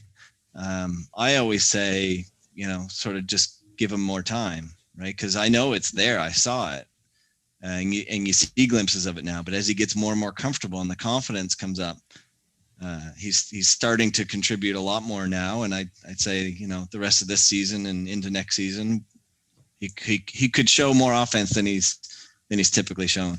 I was just thinking that as you were going along, I thought he's 17. So what are you supposed to be doing? How many goals are you supposed to be scoring, right? He's just getting back in, and he's doing that, and that'll all come. The biggest difference with him is just the timing of everything. He for that 3 years, he missed, you know, 2 of those years he would have been like that second year player. And you guys remember, like, every second year you're the older guy, and that's when you dominate, right? And so he missed that second year Adam. He missed it second year Pee Wee. And then he comes back, he's a first year Bantam, you know, and then he actually had a stint for a few months down in Pittsburgh when he was a second year Bantam. Yep. Ended up coming back. That's a whole other story. Great experience. It was just too much at that age. He came back. He had a little taste of being that dominant player for a few months, but then he goes up to midget, first year midget. And then he only plays 1 year midget. He goes up to major junior, first year major junior. So he's sort of always going swimming upstream, I call it, right? Mm-hmm. So you sort of need those, you need those every second year to sort of develop that offensiveness.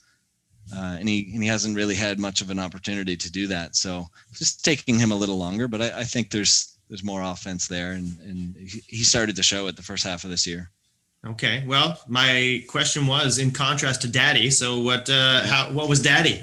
And how does he, is any of this showing Dad could skate. Dad could skate. That's about it. Maybe half decent playmaker. But he's bigger, stronger, better offensive skill. Definitely willing to go to those dirty areas like Josh more than I was. I was more like you, Matt. It's just give me the puck, right?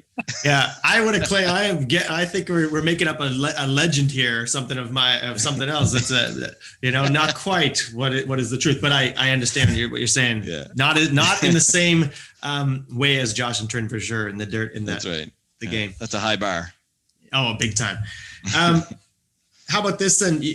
Through Connor, you mentioned playing in the Pittsburgh program and all that stuff. You got to meet quite a few big names in hockey, in the world of hockey. Can you give us some of those memories and some relationships that you have now, and anything and memories of that would be of interest to people? Yeah, the whole Pittsburgh thing was awesome. That last year before he stepped away, he ended up playing on a team that went to the Brick tournament out in Edmonton, the 10-year-old tournament. And it was awesome. But he played on this team Pennsylvania. And so this was the first year that Pennsylvania put a team in, and the Penguins and the Flyers basically, they got together and sponsored it. So he and two other Nova Scotia kids, Oscar Plandowski and Jake Gooby.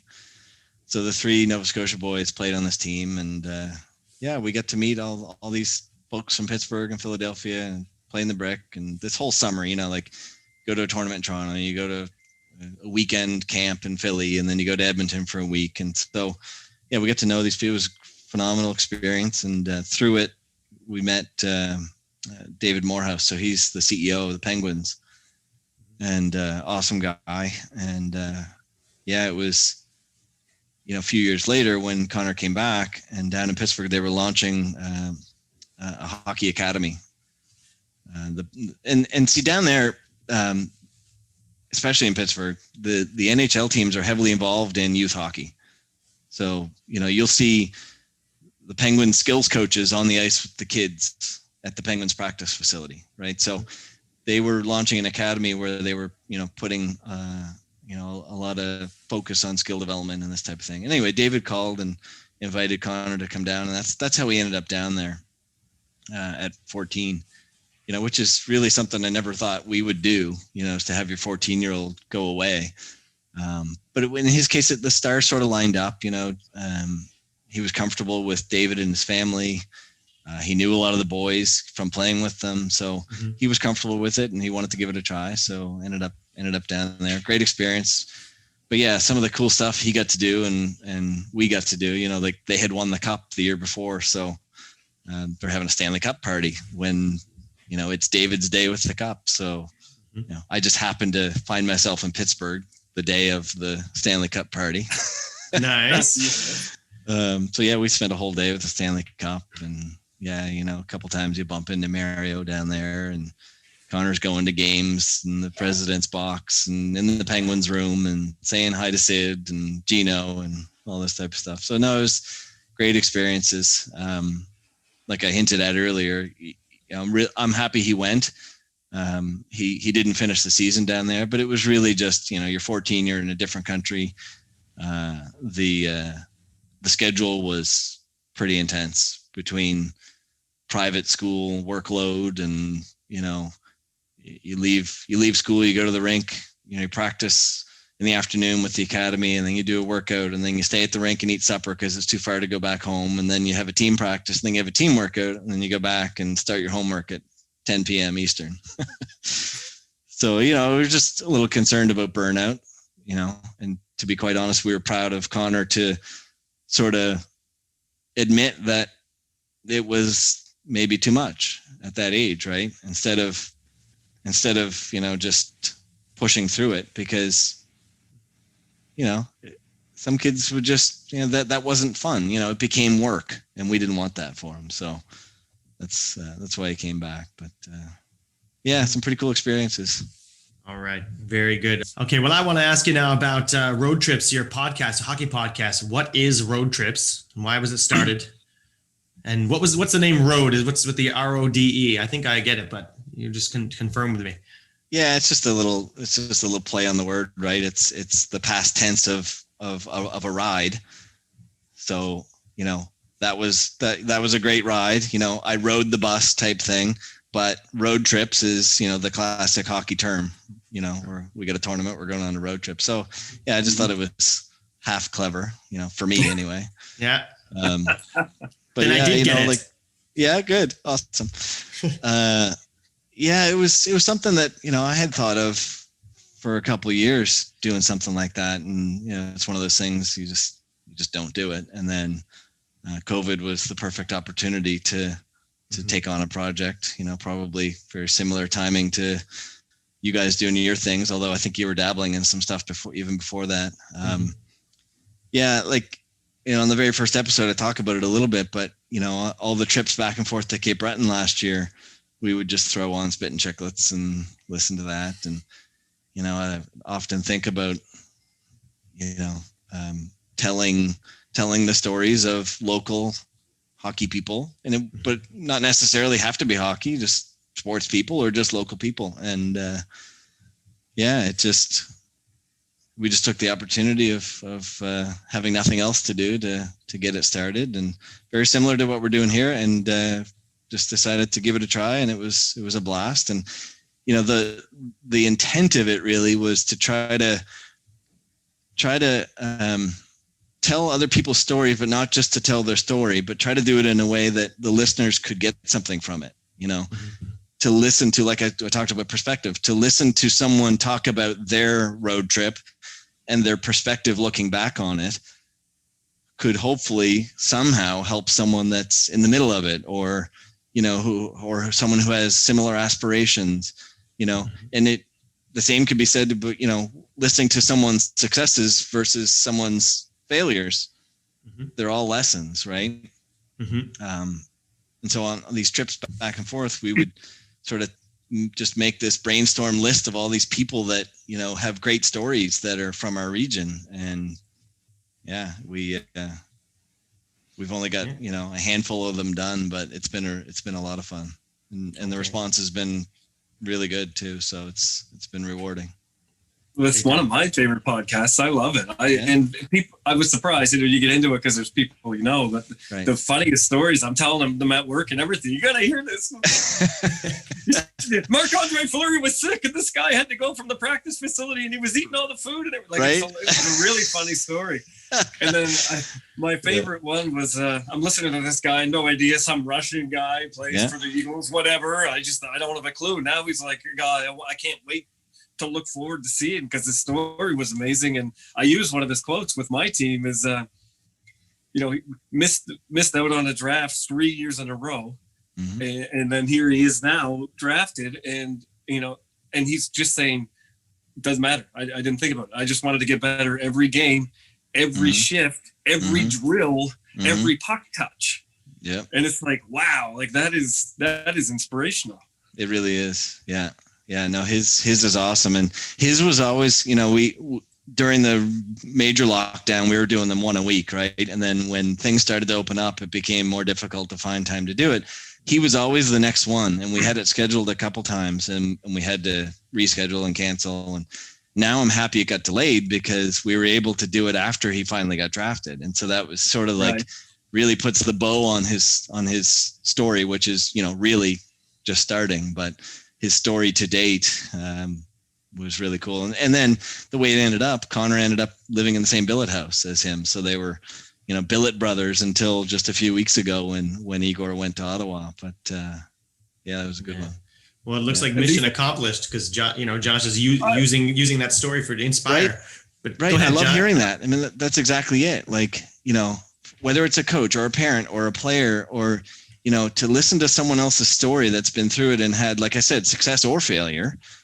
There's little nuggets that you could take and use as a coach, or use as a parent, or just absorb as a player, and hopefully help you find your way. And it's also helped me gain perspective on, because obviously some people have had experiences that I have not had. So I can relate to living in a billet house and going on a bus and things like that, and being in a dressing room. But I can't relate to certain experiences. Even one of my good friends, Joe DePena, some of the things that he went through, obviously you're not around him every second. You have no idea kind of what he went through. And you think you know someone, and it's like, oh, so it helps you really understand maybe people you don't know that have gone through some things. And now you kind of have a little insight into why they have developed into who they are.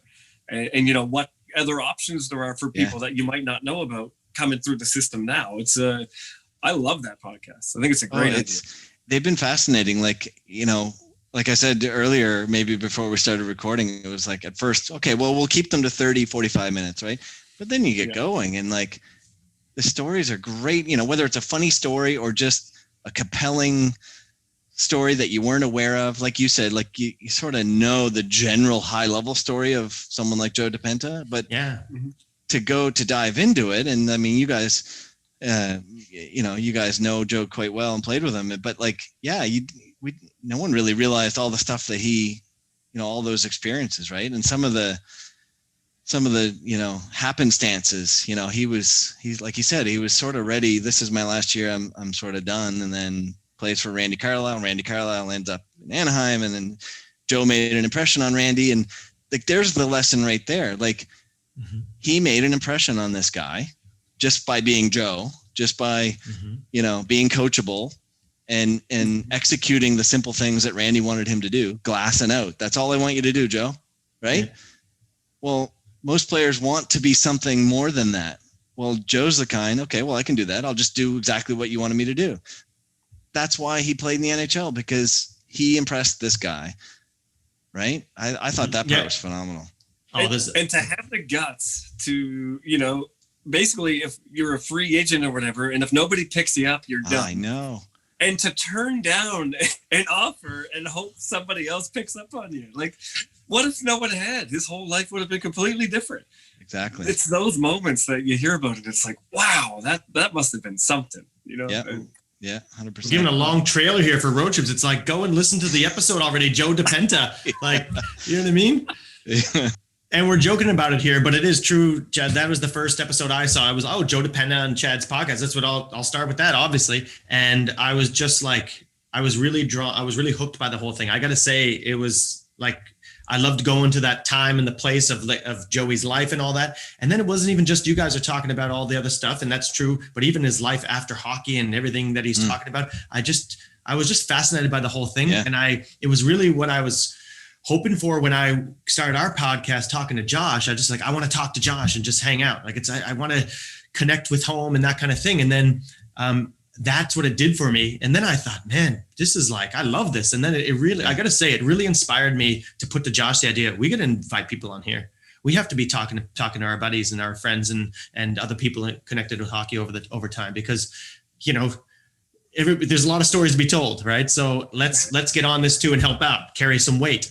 And so I got to say, road trips inspired me. And I went and listened to Paul Mason, Afro Joe afterward for me. And I would just love that podcast. But then I was listening to dudes I didn't even know. Your buddy used to be a doctor. And I'm just like, whatever, you know, I just like, fine. Like, I just loved listening to this podcast. So I was like, you know what? You don't need to have like a celebrity like Chad Trenholm on your show to bring people in. You know what I mean? Yeah. And you don't need, or even like you said, Joey's arch story is like, well, obviously he's a guy who made it to the NHL. Well, we got to have him talk about that. Well, no, it's like the whole thing before.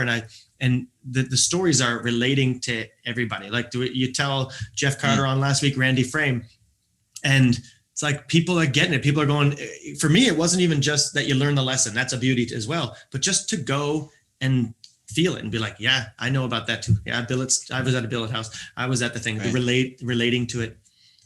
And other people might even be in the same place at the same incident. They'll have a completely different experience.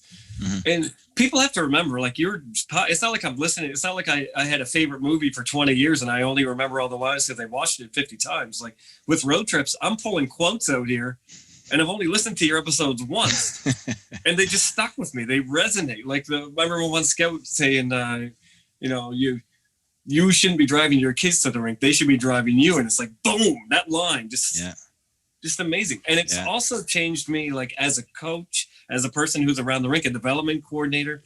Now it's like, I think, boy, that stuck with me. You never know what thing that you say or do is going to stick with this young kid for the rest of their lives. Exactly. So it's really changed my thought process and how I got to manage the kids I coach too. So it's not only an entertainment value, it's changed my perspective you talked about, it's changed my coaching philosophy, and it's grounded me. It's a really wonderful thing. That's amazing to hear. Like, honestly, it's like goosebumps, because it's just this little project that I was hoping would have impacts on people. But very similar to what you're saying, Matt, like you just started it to connect with your brother and connect back home. For me, it was like to do it with Nathan and Connor, it was really awesome. Like, it was a different way for us to connect, and we all share a love for hockey and this type of thing. So to me, that was a big benefit. But then, yeah, like if people can take things from it, and the quote that you mentioned, I'm pretty sure was Sean O'Brien. Sean's Connor's advisor, and he's had such a positive impact on Connor. But as you can tell from his episodes, I think we did a 2-part with Sean.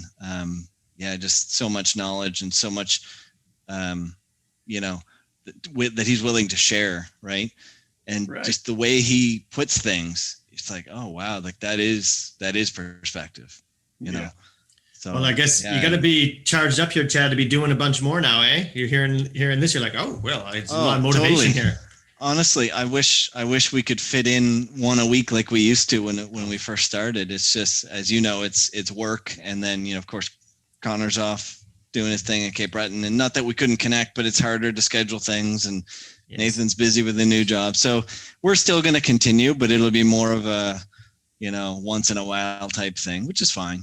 Well, I'm going to tell all it is fine right now, all 12 listeners we get, to subscribe immediately so that you don't miss any episodes when they come out. It's awesome.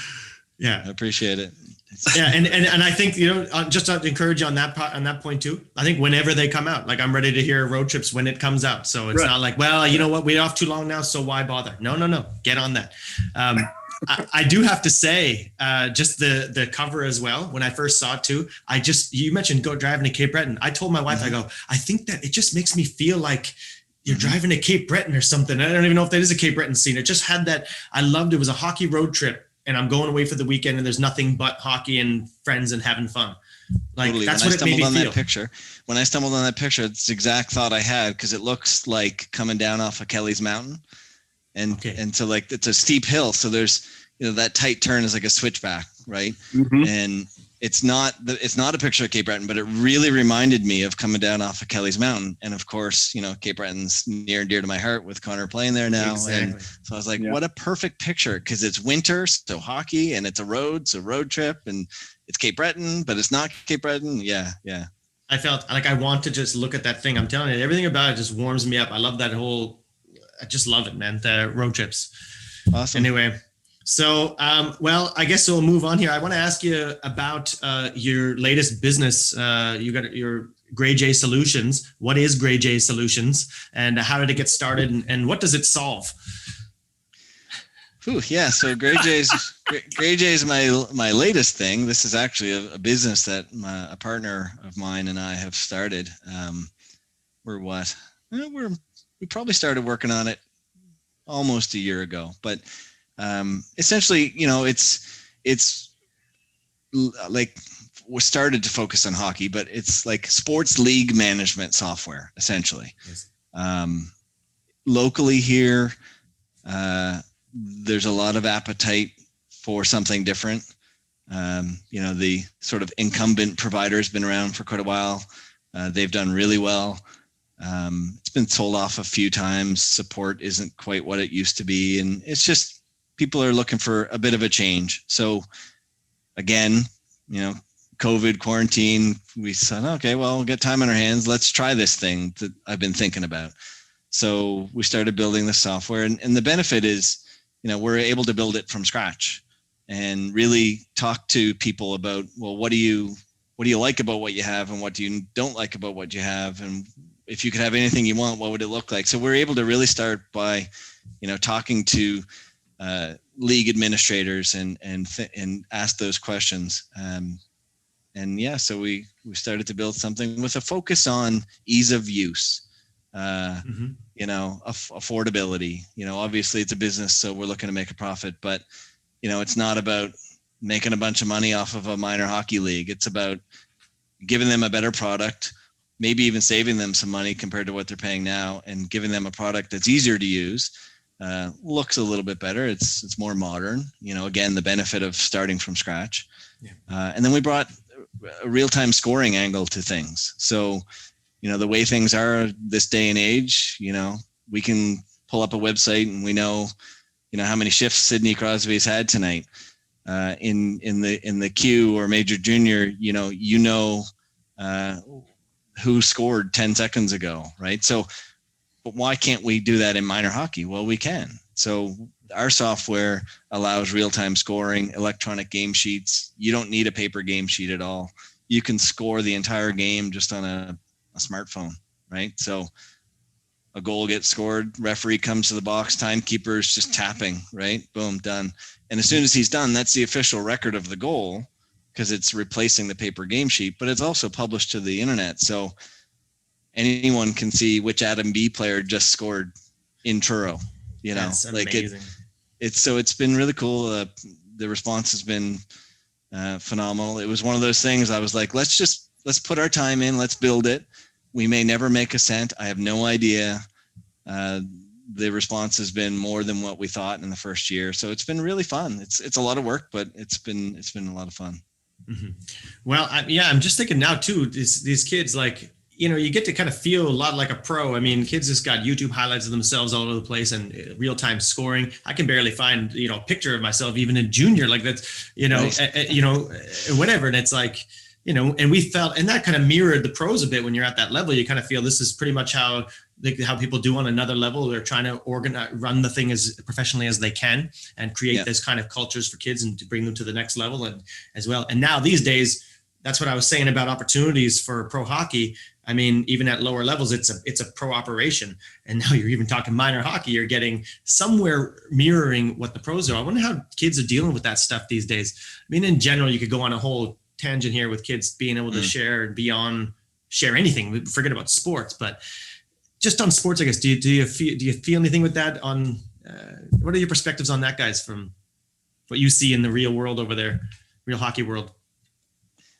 Specific to the platform that we've launched, or the platform that you've launched, and just more in general too. Yeah, but specific to your platform, I guess. But even in general, I think the fact that you're in a universe where that sort of platform would exist, I guess, says a lot. How does it affect kids? And do they think they're like? Are they? I think it's as simple as these kids are so used to getting information on their phone that it's natural for them to they finish their game and they want to know, did Halifax win tonight or did Bedford win tonight? Well, they can pull it up. They can see the details. Like, that's sort of what they expect. Do you know what I mean? Like, yes. our little slogan on for the business is Grey J, the way it should be. So I always say that. I'm like, cause I work in the technology industry, and I sort of know what the possibilities are of technology. And when I see like an archaic technical solution, I'm always like, oh, come on, and then when I see one that works, seamlessly and it's intuitive, I always say that's the way it should be. Like, I shouldn't have to call up and be on hold to make an appointment at the dentist. I should just be able to go online and see the availability and click it and off you go. Like, so anyway, but no, I think for the kids, I think that's what they expect. It's just natural to them because they've grown up with it, right? So I should be able to go on and see who scored.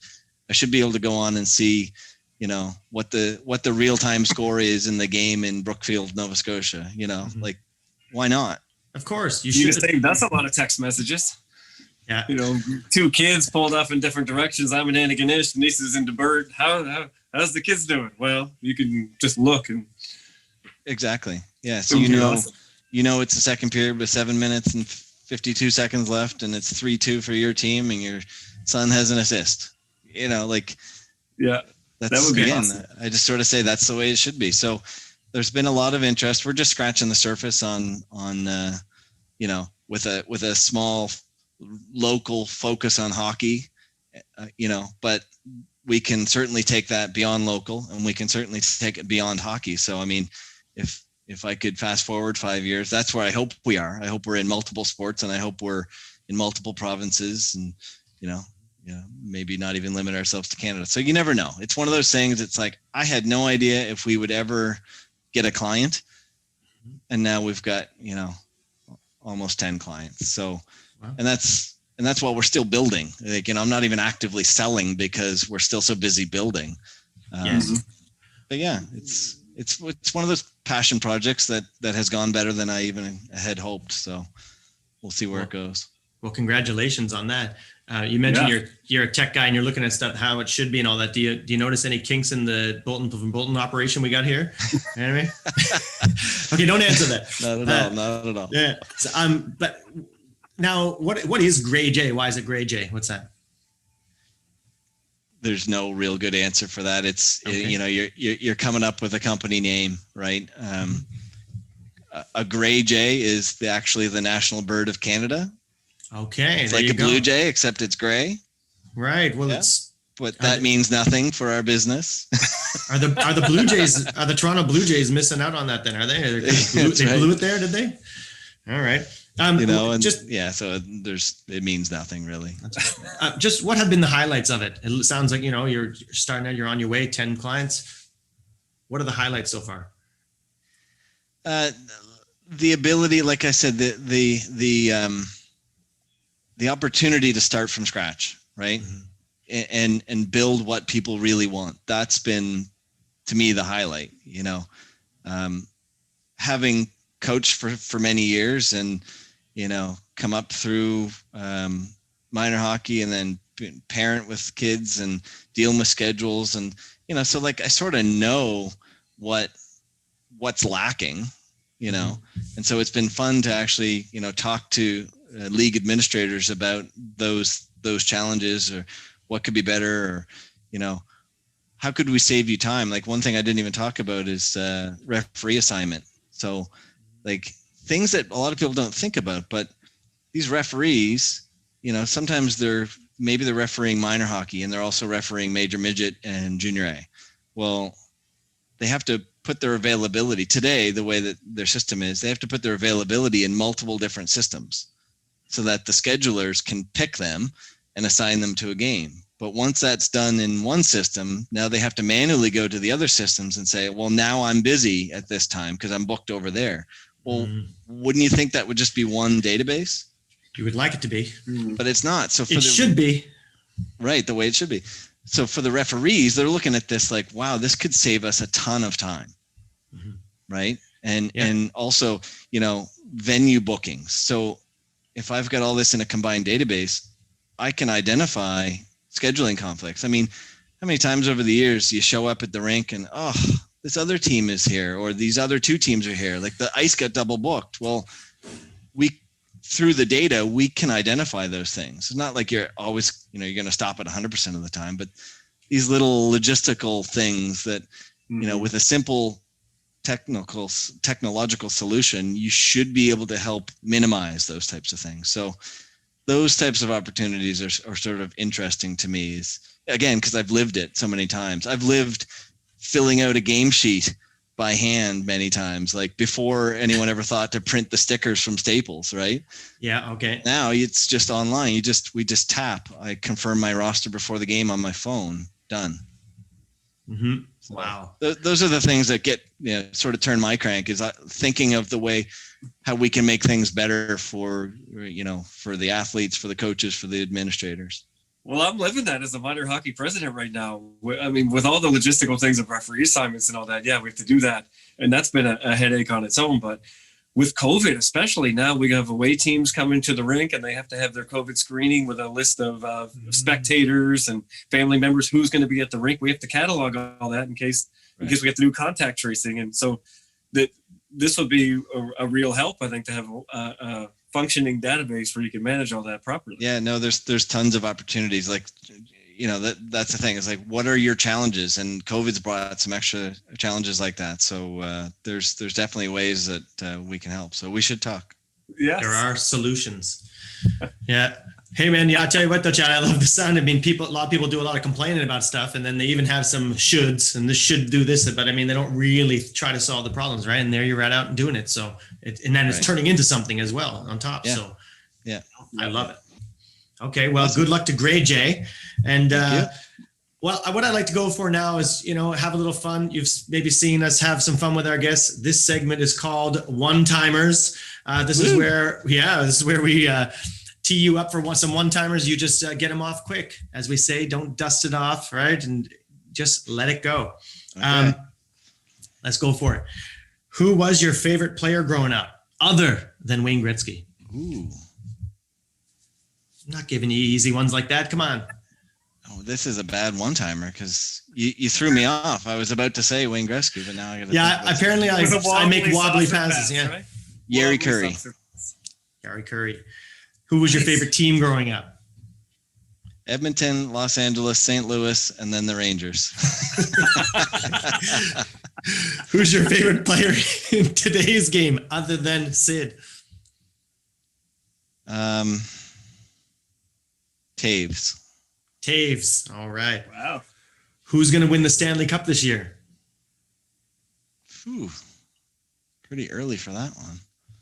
Yeah, we got tough ones here.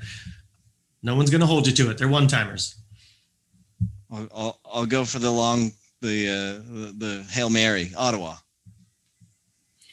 You shoot right. You shoot right. We all shoot right. Which way do you golf? Right. I don't understand how people can do things differently. Okay, so you swing a bat right too? Everything. Okay, I know. Yes. I don't understand it.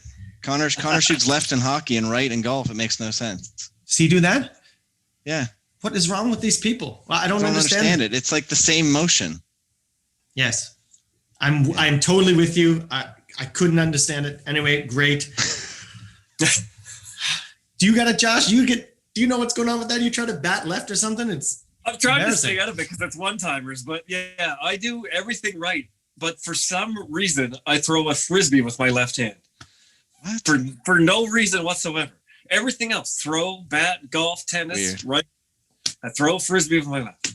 And what's funny is I have two kids. I shot right. My kids both shoot left. My brother-in-law has two kids, my niece and nephew. They both shoot right. He shot left. I don't understand it. So we coach each other's kids. All right. Well, back to the drill. All right. Who was the best player you've ever played with and or against? Oh, geez. Don't worry. I know we get you in trouble, but remember, no one's going to hold you. You might come up later and think it's something different, but. With or against? Yeah, I have to skip. I got to think about it more. Okay. Who was the most intimidating player you've ever played with or against? Aaron Downey. Okay. What's the proudest moment you've ever had as a player? Probably that Bantam Atlantic Championship. Mm-hmm. As a coach?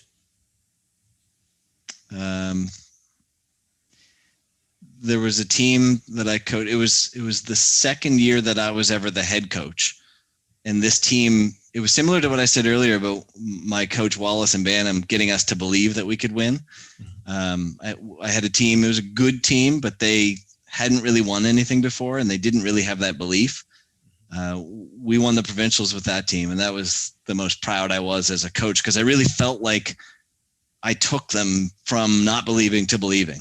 Mm-hmm. Yeah, you applied really what you were going for, and it paid off. Yeah. Yeah. What about as a dad? Proudest moment? Killing you here. Probably, yeah, really. Probably seeing Connor get drafted in the Q, just with his story, the unlikeliness of that, and then for him to actually make the team as a 16-year-old, that would have been to date the most proud I've been, other than just him overcoming what he overcame. Yeah, right. Who gets more worked up in the stands, you or Debbie? Neither really, because we've been through it, with Nathan and with so many years, and like we don't say, neither of us say anything, other than maybe, a little fist pump or something, but we don't get worked up at all. All right. Who's the funniest player you've ever played with? Aaron Downey. What's the craziest thing you've ever seen in a game? I mean, amazing or crazy or just crazy. Probably a bench clearing brawl in Spring Hill, Nova Scotia, in a peewee game. Wow. Okay. It What's was the bad. biggest? Parents and coaches had to jump on the ice to break up the kids. Oh wow. There's a podcast. Yep. What's the biggest game score you've ever been a part of on either end of it? I guess coaching as well will include. Yeah, man. When Sidney was on the Pee-wee team in his second year, I think we won the provincial final like 14-1 or something. That's the provincial final. Yeah. I get yeah. What's your personal highest point total in a game? Myself? Yeah. Probably 6 or 7 in one of those big lopsided wins. Yeah. Mm-hmm. Would you tell Mario Lemieux to his face that Gretzky's better than him? No.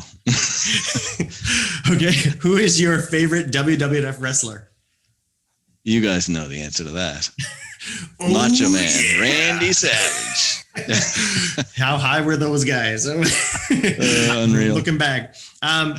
What's your best golf score? 66. Oh, favorite piece of it. There you go, Mario. That's true. Favorite piece of equipment Mario. you've ever had? Stick, helmet, whatever.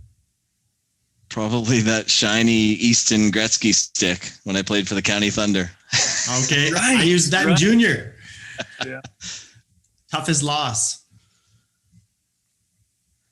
I'll say as a coach, it was like on the other end of one of those late comebacks in the Atlantic Championship final. So we were up 3-1 on a Newfoundland team, with like 3 or 4 minutes left, and we lost in overtime. That would be the most disappointing. Coaching Team Canada today, do you have a superhero line of Sid with Connor and Nate on the wings, or do you go these 3 straight down the middle for intergalactic center depth? Down the middle. Okay, down the middle. What's your go-to breakaway move? Do you remember the signal that we used to use, or was that after your time? I think I know what this is, but tell me, is this like just the breakaway draw? So the D zone face off, center's driving through, the D's coming to his heels, and you'd send the fastest guy up the boards, and we'd just bank it off the boards. It worked every time. I do recall doing this, and then you would line up far away and just go take off to the boards because the D's going to rim it, and you go. That's amazing. At first, I was really trying to pretend that I knew. I was like, I think so. Yeah. But I know what you're talking constantly. About. Oh yeah. Okay. Did you have a go-to move if you got on a breakaway though? For me, no. Yeah. I never. No, that was a coaching thing. For me, on a breakaway, I would go high glove, the righty. The classic Mario. Just show him high glove and go high glove. It sounds. It sounds like you're there. You're all over Mario. I'm telling you. Career fights. How many? 1, I think. What was your record? Wasn't very good either. It wasn't very good. It was a draw. It was a draw. It was just not much of a fight. Neither of us were much of fighters. So. What's your worst injury? Personal. Probably getting a stick in the face at the Forum and getting 21 stitches across my upper lip and losing my tooth. You probably remember that too. I do remember. I remember you with one tooth like that, and I also know the scar. But beauty, that's hockey players' faces. We love it. How, as a coach, how would you employ a Boulton-Boulton-Boulton line of Turin, Josh, and I?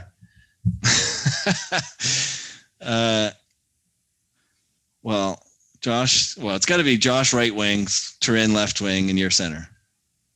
Okay, that's what it's got to be. Okay. Who would you take off that line to insert yourself? Well, I think I'm most similar to Matt, so I'd have to replace Matt. I'd want to keep the toughness on the wings. I'm out. All right. Well, that's a wrap on your one-timers. Thanks, Chad. That was good. Yeah. Well, now I do want to give you one chance to elaborate on anything in there that you'd like to add on to. Is there anything there that... No, I think I'm good. Okay. All right. A couple more questions to wrap us here. Take us out. What do you do today? Obviously, Grey J and all that, you work in technology, and what's your involvement in hockey? Obviously going to Connor and stuff, but is there anything else? Not right now. When Connor first came back, I was like the team manager for a couple of years just so that I could be involved without being a coach, because I knew I didn't want to coach him. Even before, he stepped away from hockey, I knew I didn't want to coach him past Pee Wee. I knew I would probably coach him in Pee Wee because I coached the Pee Wee team. But I always planned, once he got to Bantam, I wanted to step away. I didn't, they're getting to higher levels and more serious hockey, and I didn't want to. I wanted him to have an experience of a non-parent coach or someone other than dad. So I was a team manager for a couple of years, and now I just enjoy being a spectator. Mm-hmm. I do miss coaching, but like I said earlier, the time's not right, because I would be part-time, and I know to go back to coaching, I'd want to just dive right back in. So I'll wait. Okay. I just a little curious one. You grew up mostly, as I know, on Flagstone Drive, and you're back on Flagstone Drive. You bought a house there recently. That is crazy. What brought that about? Yeah, pretty awesome. Yeah. Yeah. The last couple of years we've moved around a little bit. We were in Colby South and downsized there, and actually bought another place not too far away. But we were looking in this area, and at the time there was nothing available, and we were only in the other place for 7 months, and stumbled on this place, got in before the market got too crazy. And yeah, it happens to be on Flagstone where I grew up. So it's pretty wicked, actually, full circle, right? To land back here. Yeah. Well, I think it's amazing. I'm up on the top side. Like my parents' place was down on the main drag. And so if you keep going and come all the way around the loop, the path that goes up to the school. So we're right across the street from that path. Yeah. Yeah. Well, I used to have friends live up there. Do you know where Jeff Sanford grew up? Next door. Yeah. So you live in the house next door to where he grew up. That's hilarious. Wow. Yeah. It is pretty cool. Well, you say coming full circle, you got the road trip horseshoe there, all of this, and us meeting like this. I mean, this is a great way to wrap, I'd say. Chad, is there anything else that you just would like to say that we kind of, before we head off here, anything you want to wrap on? I'll just say I'm really happy that you guys reached out. I appreciate you asking me to come on, and it was a blast to reconnect with you guys. It's been way too long. Like I said earlier, years ago, you guys were like brothers to me, and life happens, and one guy goes off to Korea, and we all, go have kids and all that kind of stuff, and you drift apart. But it was just really, really fun to connect with you guys. And so now we have to make the commitment that we won't let it be years and years again. We have to just keep in touch. We're making a public commitment, everybody, right here. That's right. Exactly. Okay. Josh, have you got anything? Great.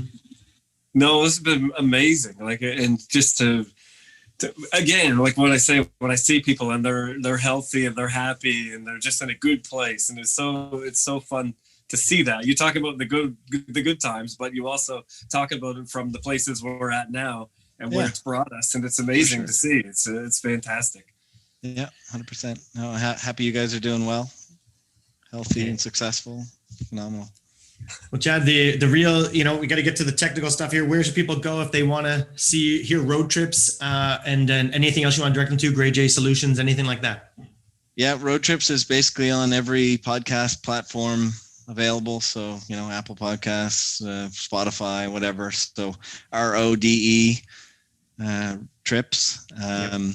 Yeah, so that's for road trips, and Grey J, you can check it out at greyjsolutions.com. That's the company site. We'll put links up on, to sort of get to some of our client sites as well, if you want to poke around. The first client, I'll mention the first client, they were good enough to jump on with us, with no experience and that type of thing. The Major Bantam League in Nova Scotia, which is now called NSU 15 Major. So NSU15Major.com if you want to see our first project that we did for that client. Yeah, I did check it out, and it's awesome. Awesome. So to listeners, I will say to everybody, share this interview. Obviously, people who are familiar with us, Chad, will want to hear this. So make sure that everybody who in that capacity will get a hold of it. And of course, we just said how these stories relate to everybody. So really, anybody can enjoy this. Share it around with people, and then keep enjoying it, guys. Chad, again, I'll say as a final word, I'm so happy we got to connect this way. It's been so fun.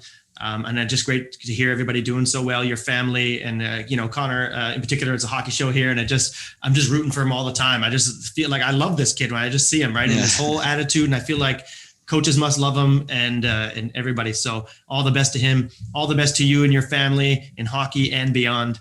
And that's it, guys. And everybody else, I'll see you next time. Thanks so much, guys. I come back from the break and I just see there's a message, and I thought it was one of you guys. It's Jeff McPhee. He's like, "Hey, love the last 2 podcasts. You guys should do one with Chad Trenholm. LOL." That's crazy. That's hilarious. I know. Matt is the 3rd toughest sibling in the family. Oh.